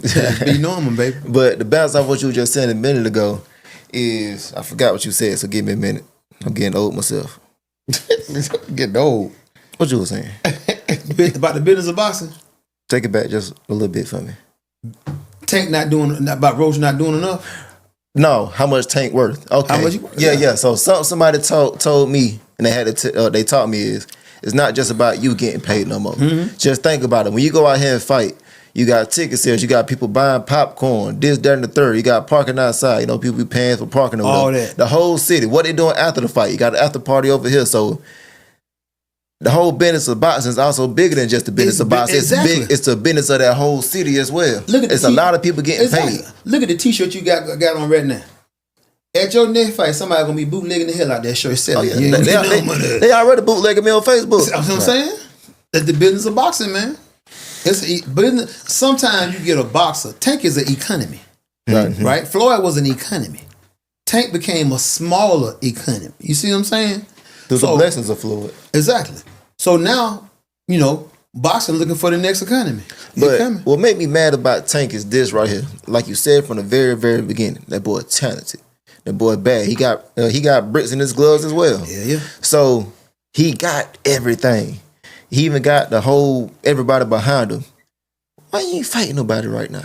Like, you know, one of them crazy taking the names, Canelo route. Shakur Canelo Stevenson. say, I got the. But hold up, Canelo earned that in my book. The reason being, he done fought a whole bunch of people. We can't deny that. Yeah, and that's a he fact. done fought a whole bunch of people. So if at the end of his career, now of course we all want him to keep on doing this thing and keep on doing that. We all want that. But in my opinion, he earned that. Gonna collect your bread and keep it pushing. Tank, he got everything behind him. He just don't have the fights. Mm-hmm. So that's my only thing with him. It's like, all right, we building up to this point. All right, so what's next? So like, what's that kicker? Like, what's that thing that say, oh no, yeah, he was one of the ones. It's like you fighting these fighters coming up from 130 and stuff like that. Of course, you still talented, so you do what you do with them, but it ain't that one. That's all I care about. I got a question. All right, is Tank really 130 pounder? No, heck no. Shit, we must be weighing in a month out from the fights at 38. What did he weigh? What did he weigh when y'all sparred? Nah, he was big back then. That's what I'm saying. But He was that big. That was big Tank. But I'm talking about where he is now, though. He disciplined. He's disciplined now. Yeah. Tank probably ain't no more than 10 pounds over that. Yeah, he might be about 140 now. Listen, man, you got folk fighting at 122 coming down from 160. I ain't gonna lie, that be killing me. I know somebody down there in Florida. I ain't gonna say no names, just know they rushing. He fight at what you just said, 122. He fight at 122. He walk around bigger than me. That's crazy. I don't know how they do it. I thought I was a big boy. But but hold on. He Russian? Yeah. Yeah, they can. I don't know how they do it. Hold up. Then the older brother, but they do it. I don't know if he still fight at 147. He probably moved up, but he was coming down for 200. And like neither one of them fat. I said my both of them look just like me, solid. So he'll look just like me and go all the way down to 122. I don't know how he do it. Yeah, them Russians, bro. All of them European countries, they know how to. They do something. Can't be healthy, Man, we going it's the no IBF route. Shit, 10-pound goddamn weight. We fight at 22 around them. We take it back. Same day weigh in. Yeah, same day weigh in. Same day, back 15 rounds. Same day weigh in. Same day weigh in. Hell yeah. Let's shift it back. Let's shift the focus to the boxing news. Talk about some boxing news real quick. Mike, give me the bell. Boxing news. Charlo and Caleb Plant, they gonna fight on May 31st in Vegas. Oh, that mercy. It's official? Which Charlo? The one he smacked. Oh, big Charlo. Jahmal. The one he smacked. So they done had, a bunch of bad blood over the years. reaching a boiling point in 2023 when at the weigh-ins at the Bud Crawford and Errol Spence fight when Caleb Plant open hand smacked him. Now I'm gonna say something. Y'all better quit playing with them white boys from Tennessee. Rough. Them damn white boys from Tennessee can't fight. Period. Caleb Plant done proved that. And Quit fighting with them white boys from Tennessee, man. Caleb Plant, he don't duck no smoke. Boxing big in Tennessee, and there's always a white boy coming somewhere up out of Tennessee, got some hands. And he don't duck no smoke. Remember Ronnie? Who was running? Yeah, Ronnie. What was his name? I remember him. He was coming on. He was about a year older than Chad. Yeah, oh man. Oh well, we don't need to give him no That was shout a white boy from Tennessee or something? Yeah. Cold. Yeah. Cold. But listen, man, Caleb Plant don't duck no smoke in the ring or out the ring. Mm-hmm. Like who was he just beefing with? Edgar Berlanga. He was beefing with Edgar Berlanga and somebody else. Like he don't duck no smoke, man. Hell no, he fight your ass. It don't matter where you are. That's what I'm trying to tell y'all. How you think this fight gonna go? Between him and Charlo? Yeah, because first of all, you think Charlo back in his right frame of mind, ready to. That's a question. Ring Rust gonna get to him off rip. So he already had a setback. Didn't he fight already though? Did he have a fight 2 years ago or something like that? So against Jose Benavidez? No, but I thought he fought Benavidez's brother, the one that came up, Jose, one leg. The one Jose. you say, yeah. That man got one leg. And then he came up from 147. So does that really count? Yeah, I don't. And then even that fight was a smooth a minute ago. So yeah, I can't. He couldn't get him out of there. That man got one leg. Yeah, I can't see him competing against Caleb. And they got bad blood. Roddy Edmonds, yeah. That's his name. Anyway, he's still in the game. Nah, I ain't seen him in years since he was a little boy. Damn problems. That's what I always get him. Like going through some problems. But look, Roddy Edmonds was fire as hell. Yeah, he was good. Roddy Edmonds, you hear this shit. Get your ass back in the ring. Man, can we talk about this Charlo and Caleb Plant? Man, might need some help, man. All right, you said it. Man, he can fight his ass off too. Caleb Plant, Charlo.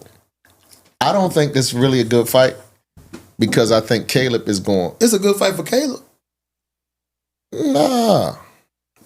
I think it would have been a good fight if Charlo was still in the game. If Big Charlo was still, if Big Charlo Big Charlo was Charlo who fought J-Rock. Yeah. What weight they? I want to know what fight. What weight they fight? 54. Yeah, that was his last fight at 54. 54. He was stressing to make He weight. just fought at 75, bro. Caleb Plant just fought at 75. He not going down to no 54. We talking about? No, talking about weight. I said. No, I'm saying what weight is Caleb and Charlo going to be at? That shit probably 68. Probably 68 or 75. Big Charlo, man. First off, Big Charlo some big boys. Yeah. He probably walking around 210. Yeah, man, this might be 220. I don't think it's gonna be a good fight, man. Because first of all, Caleb got a chip on his shoulder. Even though Charlo apologized to him for what he did, grabbing his beard and all that, he apologized. But I still think Caleb got something on his chest. Man, Caleb, we still got to handle that. Caleb been active. Charlo, that man ain't fought in 5. Listen, man, I'm not mad at this fight for Big Charlo and I ain't mad at PBC for making it. You know what I'm saying? Cause nice little payday from that standpoint. So I'm not mad at the fight from a business standpoint. I just think Big Charlo, man. I think his best day might be behind him. And Caleb been acting. And then he been drinking. I know that kill your body. Exactly. He been drinking. You got goddamn domestic problems and shit, man. You know what I'm saying? So I don't know, man. All right, well, Caleb Plant, Jahmal Charlo, May 31st. We'll see how that go. Moving on. The WBO, they received a petition for Usyk to face Du Bois, Daniel Du Bois, for the Undisputed Championship rather than Joe Parker. They first was talking about Joe Parker and Usyk fighting. That man's name is Dubois. What I said? Dubois. Dubois. You know they can't pronounce Pablo Pueblo. Tomato. I think that's gonna be a good fight, and I'm actually happy Usyk getting this fight. He can do the same thing again. I just feel like he annoying. Like he don't stop moving. He don't stop fainting at you. He always doing something. Yeah, keep a hand on you. He just do too much. Honestly, I would have rather seen Joe Parker though. Even though we want to get the Undisputed. But now, folks saying the boy done woke up something in him or something. So I don't know nothing about that. I don't really did watch him like that. I seen when he knocked out Joshua though. I ain't gonna lie. Right. But They said it woke up something, so I'm still down to see it, but I still think Usyk that dude. And I feel like after this, Usyk need to just hang it up. Because that's what I really do think. Like, what else? Because if he had, what else if you got he, to prove? if he get it, he's undisputed. He was undisputed for like 5 minutes. Too much literally condition, 5 minutes. Man, if he didn't have no problem with Tyson Fury's 7-foot ass, 90-inch reach. He had a problem with Tyson Fury. Yeah, he had some problem with Tyson Fury. But I felt like Tyson Fury handled won. those problems. I felt like Tyson Fury won, to be honest. I felt like he won. Where you from again? It was a split decision, man. Where You can't. you It was say a you close fight.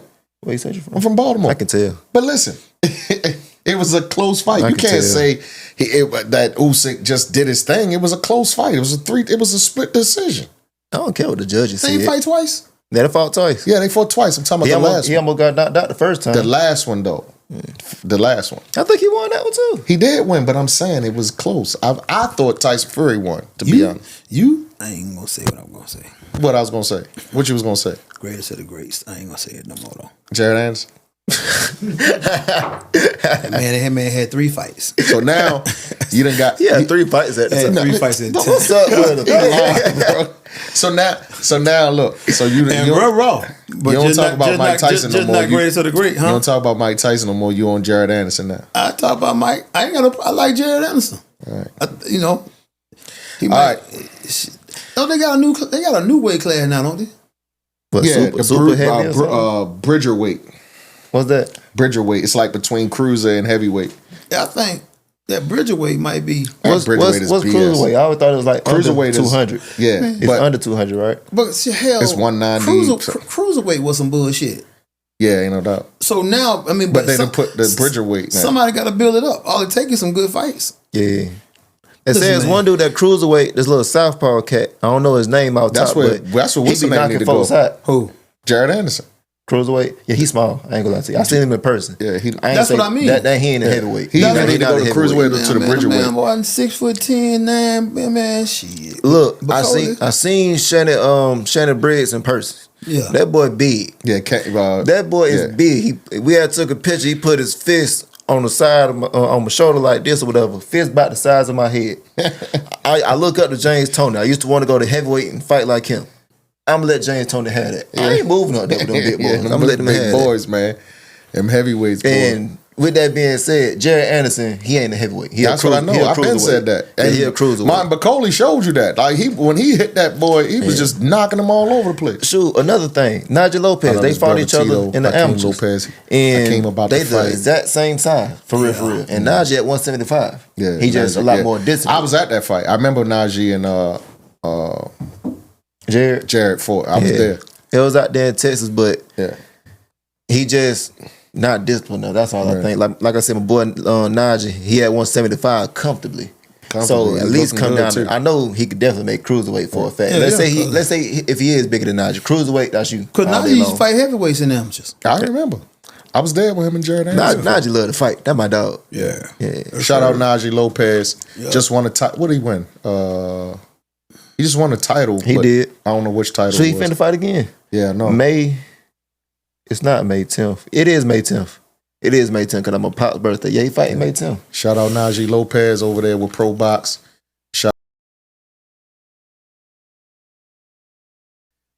Pro Box need to get that man right. 26. April 26th. Get that man right, Pro Box. Oh, no, they doing that. They doing their thing. All right, so some news came out today. Shakur Stevenson opted out of his contract. He had a 2-fight deal with Eddie Hearn with Matchroom.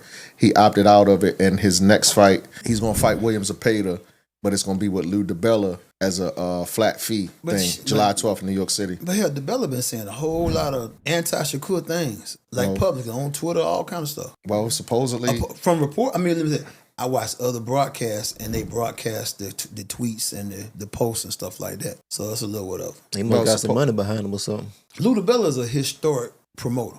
Well, supposedly, Shakur signed a flat fee. They got a flat fee thing going on. But they also saying that he's going to make less than he would have made in his contract with Eddie Hearn. And Eddie Hearn has been, it seemed like Eddie Hearn threw him an alley-oop that last fight. Shit, they reporting that Shakur getting $7 million to fight Zepeda. Right. But I'm saying, if that's the case, though, if he would have got more in the contract with Eddie Hearn, like, I'm wondering why he opted out of this contract. He had a Devil's advocate. Can't play devil's advocate. Shakur is a household name in boxing. Yes or no? Yes. Olympic silver medalist? Yes or no? Yes. 3-division world champion? Yes or no? Yes. Yeah, 26. Yeah. Why does Shakur, at this point in his time, with 100% name recognition in boxing, why does Shakur need a promoter? He doesn't. I don't think he do either. Is That's it a a good contract or a fight by Well, fight no, thing? this is what he got with Lou DiBella is, they say from what I read now, that it's a flat fee. So like whatever. But think about this right. Think about this right here. But I'm saying, but why would he Because get out of he had a 2-fight contract with Eddie Hearn. Yeah. I mean, them boys regarding why would he leave though? Or why would he opt out of the second fight? Probably because he just seen better things other places. For example, him and Eddie Hearn. Right. Have they made any noise for real? But Eddie Hearn has been really pumping Shakur though. I mean, you got him over there with Turkey. It looked like he doing it. Well, I'm just saying on TV and all that. How you just did he actually do something though? Like we're going to get him a great fight, a great payday, and things of that nature. He did. He got him some money to fight. He got good money to fight. So pay. Let me tell you, the best thing that Eddie did for Shakur was introduce him to Turkey. Now Turkey got his direct number. Mm-hmm. You see what I'm saying? Yeah, but this Zepeda fight is going to be with DiBella, which goes back to my first question. If you're Shakur Stevenson, right? Do you really need, at this point in time, promoters promote in their market? So if you're Shakur Stevenson, Olympic silver medalist, emotional moment on TV, so you got some crossover appeal. I'm gonna say yeah, really, because tell me why. I mean, the reason I say that is because, like, I get where you're going at, right? And independence is the best thing in the world. But promoters promoting is marketing. So right. Tell me why somebody with 100% name recognition need anybody to promote. Because I'm saying everybody, like, all right, so if that's the case, why do promoters still exist? Because we got social media. Because they need to promote. Well, hold up. But Canelo still signed with Al Heyman and all that's what I was people about like to say. that. Like, everybody so don't want to. It could just be a money thing. It could be a money thing. It could be. PBC ain't a promotional company. Yeah, but everybody don't want to be independent. I thought it was a promotion. Everybody don't want to be independent. Everybody don't want to have to handle all of the responsibilities. That's why everybody that stayed being with them, because they didn't pay them means. promoter fees. They had to pay them promoter fees with PBC, pay a management fee. That's what I'm saying. Everybody don't want to do that. So if everybody don't want to, why the hell when everybody want to make more money? True, everybody want to make more money. But okay, for example, right? Let's say in your house, right? You know how to put up drywall, but you call a carpenter to come put the drywall up. Why? Because you just paying for the convenience because you don't want to be bothered with it because it's convenient. So let me just pay a carpenter to come over here. I don't really have the time to put up the drywall. I'm gonna get this cut. I know how to do it, but I'm gonna pay him for the convenience. This one we talking about millions of dollars. I'm just saying, like but I don't care about no convenience. Well, I'm just saying, maybe you don't. Yeah. But other people might not want the headache of being, because otherwise, why is promoters still around? But promoters are around. I think promoters are necessary. True. Right? But with social media, and we talked about this before, I don't want to go off to that. But with social media, like you just said about who Shakur is now, why do he need a promoter at this point? Well, everybody's gonna get to that point at some point in time. Isn't Bud independent? Bud is Bud ain't signing nobody. Left top right, he free. Well, Bud ain't fighting.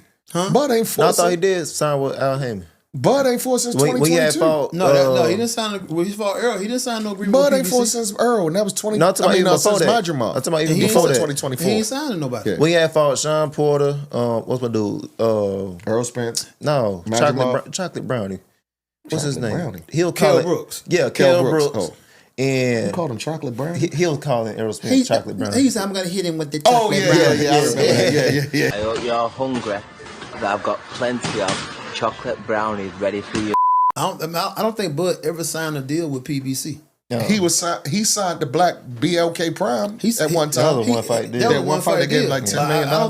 I think he did business with PBC, but he ain't never quote unquote been a PBC fighter. I know one thing.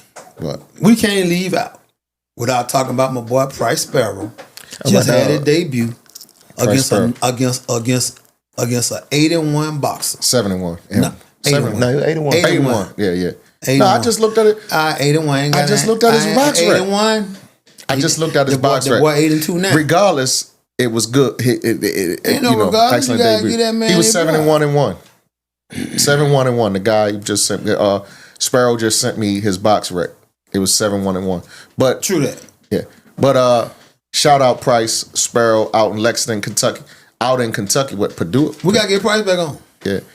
Yeah. I wanted He'll to be get him the back. second one. I wanted to get Price back on, but he didn't want to do it because we had some technical difficulties with his show and lost all the footage. Yeah. He did. And he was like, "Man, we did all that for nothing." So he ain't wanted. He felt defeated. I feel that right there. He gave y'all great content. Well, he and felt y'all like just lost it. Well, he felt like it wasn't going to be. He felt like it wasn't going to be It's the same energy. authentic because of stuff we talked about already. So I understood that. Yeah, we lost the. But it wasn't me. It was somebody else. You ain't press record, brother? It's somebody. I ain't You gonna ain't say press who it record. was. See if that red light blinking. We cool? I ain't gonna say no names, but his name sound like Latyia. But shout out Price Sparrow, my guy. Roy Jones. Yeah. Roy Jones Jr. fight night. Shout out to Roy.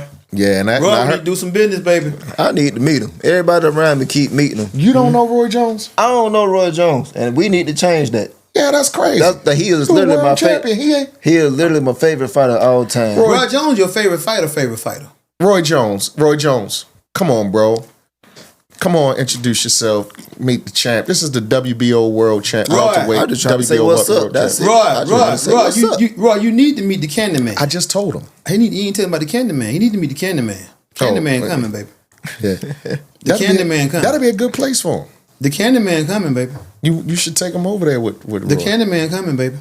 Bo don't know Atlanta, Roy. Georgia. Everybody know him except me. But Bo, That's why I be saying that. Everybody Zach around was me. down there training with him. Everybody around me. Roy know him Jones is except your me. favorite boxer's favorite That's a boxer. fact. And the crazy part is, everybody that has met him, they would say, "Shoot, y'all just alike for real." Yeah. So he just be chilling. I want to meet this man. Go fishing. Yeah. And I gladly catch some fish out there. Roy Jones like Cook them 'em chickens, myself. bro. All right, before we get out of here, Jake Paul is about to face Julio Cesar Chavez Jr. on June 28th. Do we care about that? Do we care? Yeah, I can. Hold on, wait. You thought Senior was making a comment? What are you, 122 you said years Julio old? Caesar, but I got happy. That's all. I got happy. What are you, like 122 years old? JCC Jr. I got you. Do we care about that fight, though? Yeah, we care. I say yes. Jake Paul bring a lot of money to boxing. Bring a lot of money Look to at those undercards. People be watching. Right. MVP. What's my She girl got name? the Candyman, baby. What's my girl name? Amanda Serrano. She a whole star right now. Make $1 million person. Let's think about women's boxing for real. They don't really make no noise like that. But Jake Paul came Shout out in. Superstar, bro. Yeah. Jake Paul came in. Shout out. You shouting everybody else out. Superstar. The one you named a superstar. Who them? You named a superstar. Oh, Latyia Brown-EL. Shout out. MVP, baby. Yeah. But For real. Listen, man, y'all asses slip. To the wonderful white folk of boxing. To the wonderful white folk of boxing.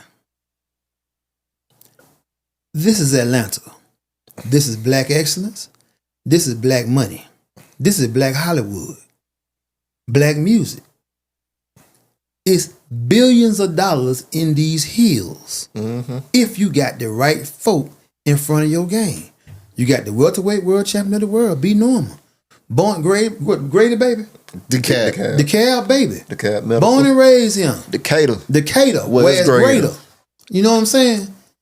You got Latyia Brown-EL. 19 times. 19-time national champion. That crazy work right there. You got the Candyman, Morehouse College, national champions. Need to watch my baby. He bad. It's Atlanta, Georgia is where it is. Elijah and Nathan Lugo. Elijah and Nathan Lugo. We the new trend. Atlanta where it is, baby. We the new trend. Atlanta is where it is. Hakeem Lopez. And I say that Hakeem Lopez, Najee Lopez, you know, Elijah McLean. Another Morehouse. Is that another Morehouse grad? You name it, bro. You got Nando Warthog making his debut. Atlanta where it is. We making a debut in. What we making? It's at the Gateway Arena. Gateway Arena see 10,000. We're gonna sell it out. Atlanta is where it is, baby. Y'all, respectfully, wonderful white people of boxing. From UK to Las Vegas. It's our time. In New York. Atlanta, baby, is where it is, baby. Period. Y'all better get with it. It's our time. We chopping it down. And the Noops, y'all need to ride with us, baby. The Candyman coming. All right, so Jake Paul is 11-1 with 7 KOs, right? And he's about to fight Julio Cesar. Now, Julio Cesar Jr., I mean, of course, he's not his father. I think he got like 6 losses. But he's pretty good, though. He's a real boxer, at least, because at first they was trying to say Jake Paul ain't fighting no real boxers, right? Yeah, hell he is. Right, he is now, for sure. Listen, The man. last couple of fights, but he's about to fight Julio Cesar Chavez. I said, do we care about this fight because of who he's fighting? It's a name, but nobody really, Probably gonna knock Julio. He's a former world- He's gonna knock Julio ass out. He's a former world champion, though. Man, that was way back when. That man, his mind gone. Julio? His mind gone. I don't know what happened. Cocaine Cowboys. But I'm just saying, like, what made him even start all that? Like, his pops was this, that, and the third or whatever. Then he just came out here on some whole other tip. That man. Yeah, but he like 54-6 or something like that. Like his father, his father had 100 and how many fights he had? 100 Yeah, he was up there. Yeah. I think his first loss was 86-0, if I ain't mistaken. Yeah, First loss with the Pernell Whitaker. Right, 86-0. Rob Sweet Pea. They robbed my boy blind. That's the crazy part. Rob Sweet Pea. But In San Antonio, New Mexico. And then But Julio, Frankie his Randall record- came and got him. Julio Jr. Frankie Randall came and got him. Hell yeah. But look, Julio Jr. record he's 54-6 or something like that. Man, forget them records. Let's I'm get just real saying. life. I'm just So saying. look, but I on don't. paper, they get the people like you. Right. I mean, his record says, I don't care about the record. What do you mean, people like me? Because you keep talking about his record. I'm saying on Propaganda paper. is getting you, brother. I'm saying on paper. When the last time you fought? Who, Julio Jr.? Yeah. I didn't even. I forgot all about him. Exactly. That's we why. don't even. Why you forgot about? Because the last thing we heard about him, he was a cokehead. He was doing this and he But was doing that's that. why I said, do we care? So look, Yes. That's why I said, do I'm we gonna tell you care? this. Jake Paul is good for boxing. He is great For boxing. Right. I don't disagree. That's why I said, do we care? Because of everything you saying about Julio, you making my And point. Jake Do we Paul care? is a real boxer. No, don't. Been doing it for 5, 6, 7, 8, 9, 10 years. No amateur background. I mean, listen, man. Everybody in boxing. Right. A lot of time when you first starting out, you fighting easy, and he fight. Jake Paul first fights were commensurate with people who just starting out in pro boxing. You taking easy work. Right. Well, this fight is going to be co-promoted with Golden Boy. Oscar said the same thing you saying right now. He's a boxer. He's good for boxing, et cetera, et cetera. Now, Oscar's just, for me, I don't believe Oscar that he feel that way because he was just talking bad about Jake not too long Man, ago. Oscar's but a now promoter. he's co-promoting. Hell man. yeah. Look, Money talking bullshit. That's boy. what people need to realize. People be doing stuff just to plant propaganda and just to promote. Right. What people love, they love thumbnails, they love clickbait, they love all that. As long as it get the wow factor, that's what people do stuff just for that. Man, listen, man. Oscar could have been in politics. Nah. Because Oscar had, That's all politics is too. All right, man. Be careful before he put us on Clapback Thursday. we need to, Oscar, we do believe we want to be on Oscar, we do believe CounterPunch Conversation want to be on Clapback Thursday. He gonna have us on Clapback Thursday. That's just a little alley-oop. That's shit. We'll slam dunk that motherfucker. Clapback Thursday. Put us on Clapback Thursday. Hey, but have your damn shirt on when you do it, when you talk about it. And your clothes. For some reason, you like to do. Because he got weird the stuff. abs, baby. Oscar got the abs, baby. Get me some of them abs. So, all right. So, well, that's going to be a 200-pound weight limit. Golden Boy MVP promoted. That's the problem. Goddamn Sanchez ain't gonna make weight. Who? So who the heck is Sanchez? Chavez. Chavez ain't gonna make weight. What he going to do? This shit ain't gonna make weight. He going to be over that? Hell yes. That man ain't going to be. I bet man is not gonna make weight. Man He gonna be in a burrito at the weight. That man is not gonna make weight. He not gonna make weight. He gonna be 210. Watch. That man tall. He tall. He ain't my shit. He gonna be 225. That man going to make weight. Shit. I bet you a dime to a dollar Well, he no. don't make weight. He getting paid, so he might make He weight. going to make weight. Yeah, damn. His He ass getting paid. he been rich his whole life. He's right. not gonna make weight. I think what happened to him is, like you said, the money, but also the stress of being. That's your daddy. Yeah, Chavez is your daddy. say, yeah, the Yeah, name say. he felt like he shouldn't have felt like he had to live up to it. I ain't gonna lie, as a son, we naturally is just like that, and we got to surpass it. You feel me? So that's a hard thing to surpass right there. That's so, a fact. Me, my pops, he fought for a belt, but he never won it. Right. So my whole thing was I got to be more than what he was, and he was pushing me to do that as well. So no matter what, that's just a father-son duo. That's just how that goes or whatever. And shoot, I'm pretty sure he want to be better than you, and that's how it's supposed to be. A generation, everything get better. Now Chavez, that's hard to top. So he was under a In the lot of same pressure. sport. Yeah. Yep. So he was under a lot of pressure. Now if he would have played golf or tennis or something like that, that would have gave him some leeway. But he under the most pressure possible. That man, 39 years old, Yeah. And then 6'1". the biggest fan base is Mexican. You feel me? And his father is even Mexican still, royalty. even still to this day, the head Mexican fighter. And you got to live up to that. He the GOAT. Boy. I mean, his dad is the GOAT. Hey, Yeah. that's no fact. So that's a lot of pressure to live up on. When you think about Mexican style, you think about Chavez. Chavez. Right. That Chavez is Mexican style. Yeah. Left All right, foot so- to the body. All right, so this Saturday, besides the South Got Something to Say 2 down here at the Gateway Arena in Atlanta. That man fought in. Besides last that, summer. we got Chris Eubanks and Connor Ben. Now this is one that I want to see, He man. gonna make weight. He fought at 197 in last fight. This Last July. this Connor Ben and Chris Eubanks, the Nigel Ben Jr. I'm gonna call him, and Chris Eubanks Jr. I want to see this fight. That man smacked that man in his head with an egg.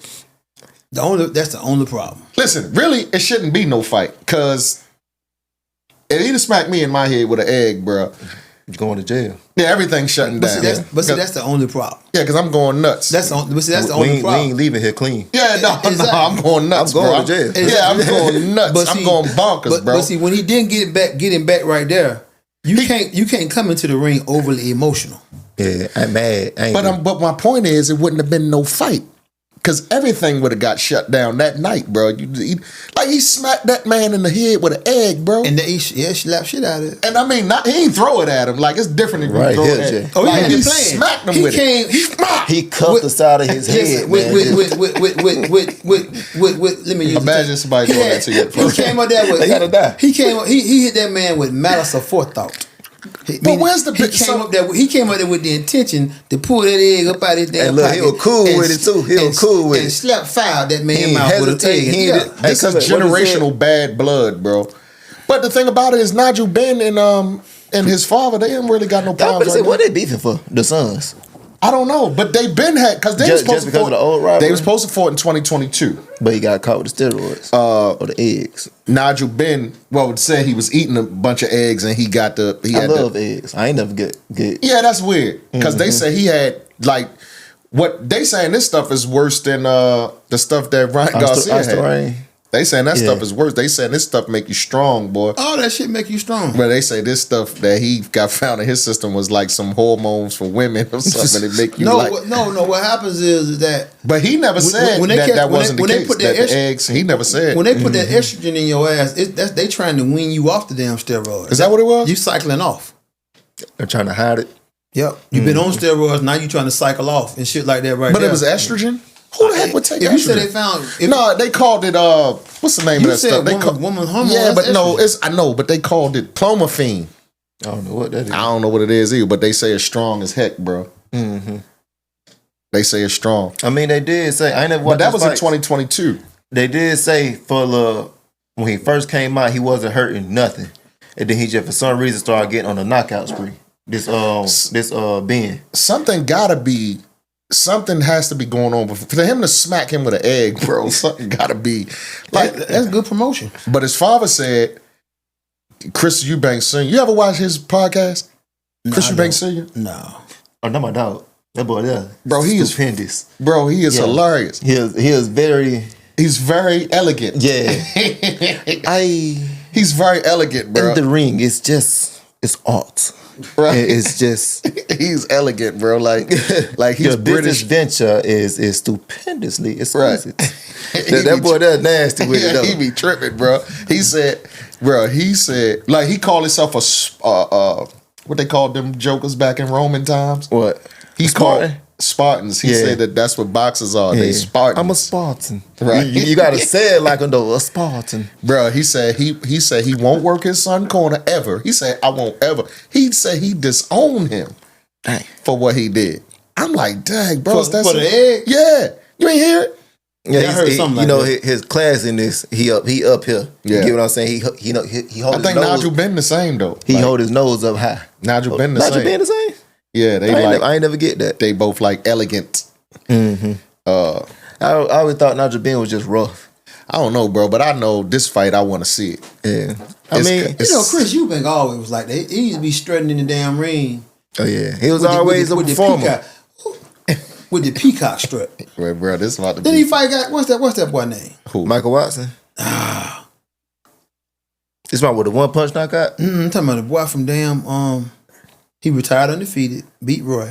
Joe Kawasaki. Kazak, yeah. Kazaki, didn't he fight? Did he fight? I think they did fight. Yeah, I think they. He was at the end of his career as well.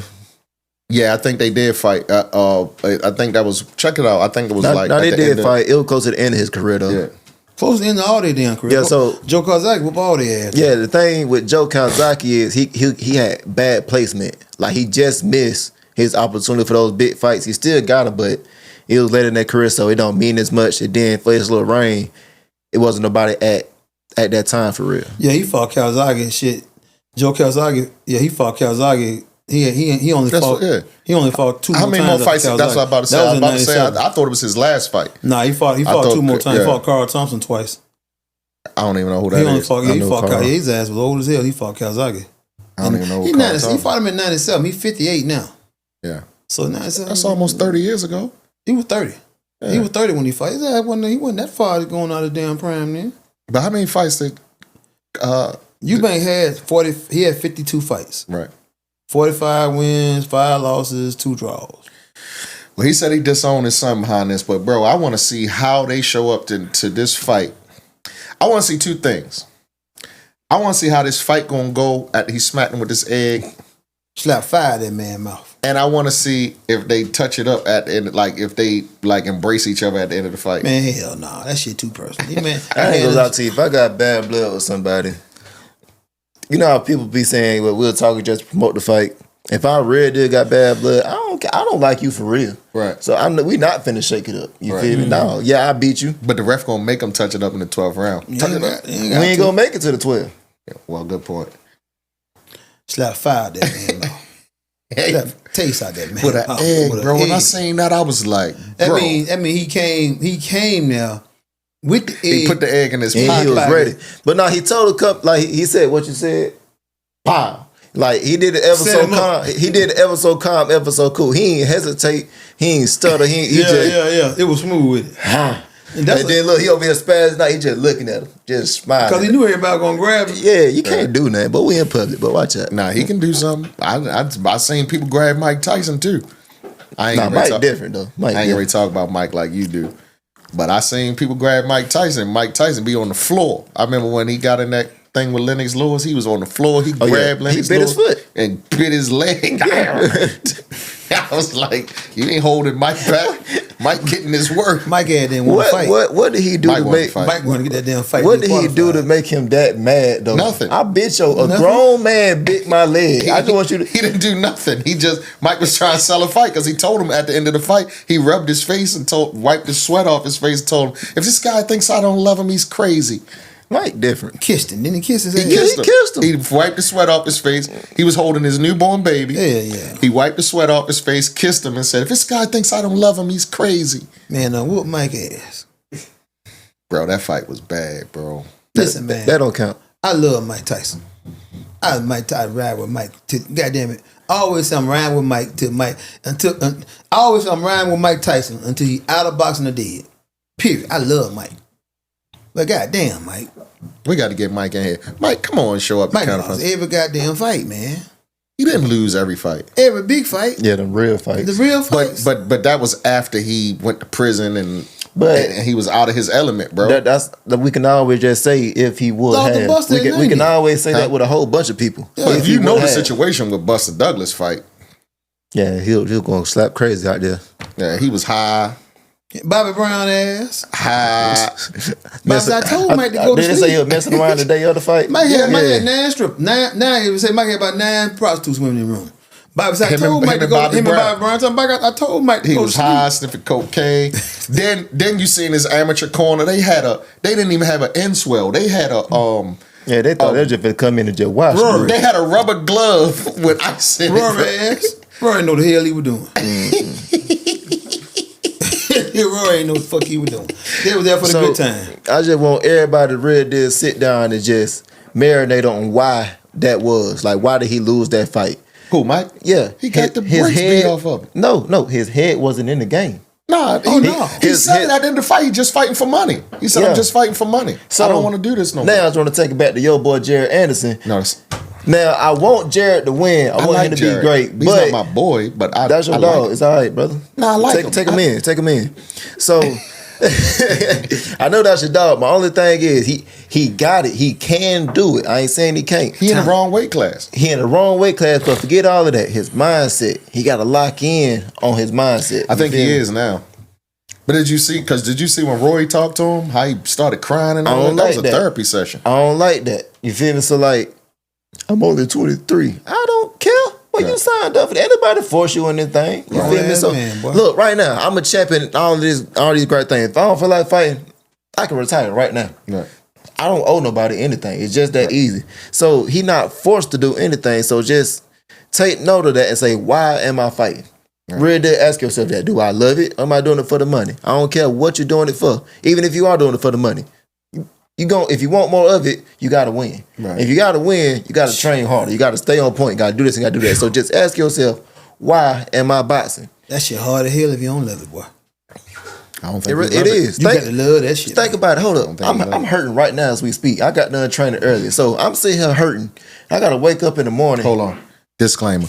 The champ is not saying that he's too hurt to fight. He's saying that he's just hurting from training. I'm sore. He's sore from training. All right. So I'm sore. Let him know because then that'd be the next the next stuff that's out there. Yeah, you hurt. Clickbait. Right. So I'm sore right now as we speak. I'm talking about I'm done for. You feel me? But guess what? In the morning, I'm finna get up and do it again. I'm finna go from a little morning run, and then I'm finna get my little workout in at the gym. I'm finna do the same thing again. And guess what? I'm finna be hurt. You know what I'm doing all this for? To go get punched in the face. Right. So you got to be thrown off a little bit to want to do this for a living. So ask yourself, am I real deal that crazy? So right. I don't know if Jared crazy. That's all it is. He got to get crazy. Jared, you heard it here. CounterPunch Conversation. Come on in here and talk to us too. But the champ, Brian Norman Jr. said you got to get it a little throwed off. You got to get a little crazy. Cause he got talent. Nah, the boy nice. He nice. He got it. Bad. He got it. Nice.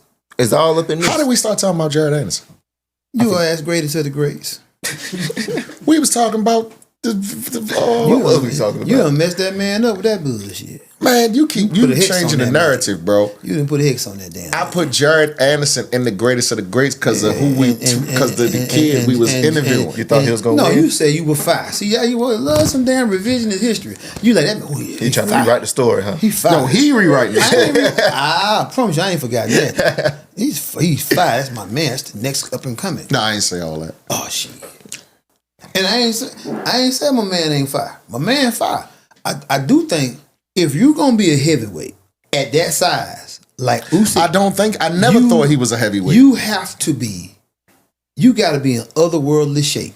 Usyk not even a heavyweight. No, I know Usyk, but he made it work. Yeah, because he's in otherworldly shape. He a professional. I never thought Jared Anderson was a heavyweight. I think he should consider going down to cruiserweight because all of them heavyweight dudes is huge, man. So I never thought he was a heavyweight. Bro, you got to be at least 6'6", if not 6'7". I mean, if the Martin Bacoli fight didn't show him anything, Martin has no skill.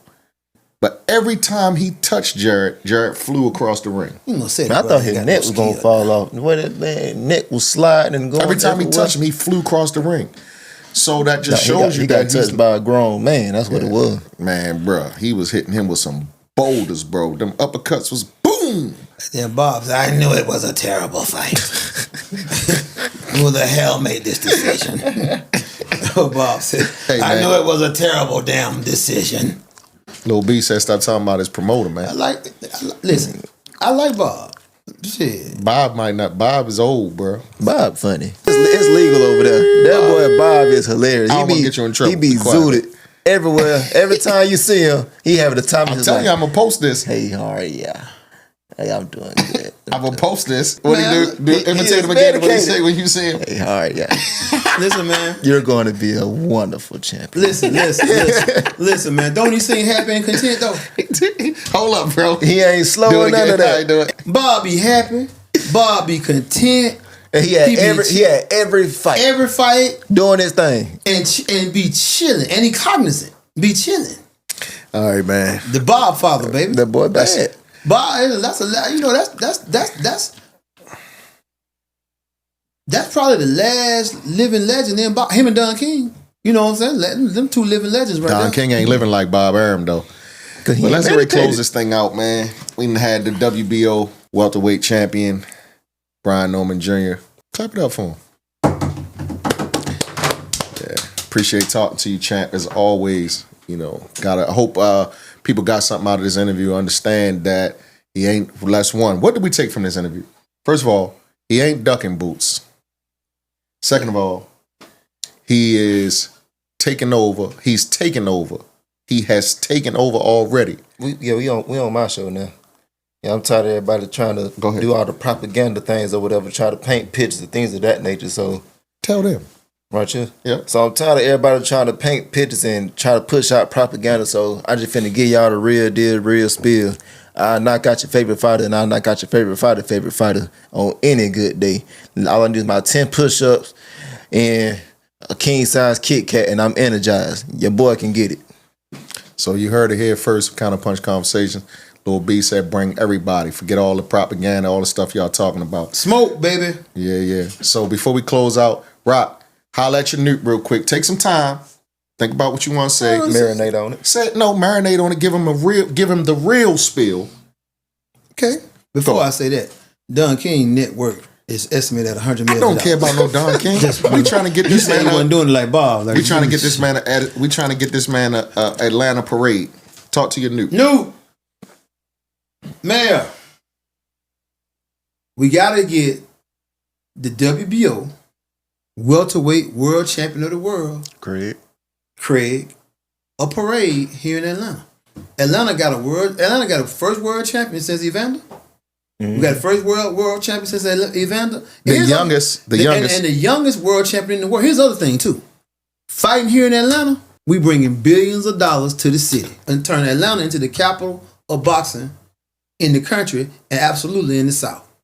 That's hotels filled up. That's Ubers running. That's restaurants filled. That's restaurants filled up. You got a rock star on your hands in the city. We need to give him key to the city and recognize him. Let's get it, Nuke. On the yo, baby. World champion. So I don't know who we need to talk to down there at the mayor's office. We should talk to him. If we can't get to you, Mayor Dickens, tell us who we need to talk to so that we can get this man recognized. The city of Atlanta needs to be, first of all, the city of Atlanta should be proud and everybody should be talking about that we got a world champion here in the city of Atlanta. Not only a world champion, but the youngest world champion, 24 years old. So let's do what we got to do, Andre Dickens, and get this man a parade, key to the city. Man, hell, let's get him a street name. Decatur, you definitely can name a street after the man in Decatur for sure. He come from Decatur. Decatur ain't big as Atlanta. Mm-hmm. Give him a street in Decatur. So. Absolutely. Listen, man, you got a damn walking ATM machine up in here. That's the world champion. Literally, bro. Literally. Shit, State Farm Arena filled up. Restaurants filled up. Strip club gonna make money. I'm gonna bring the entertainment.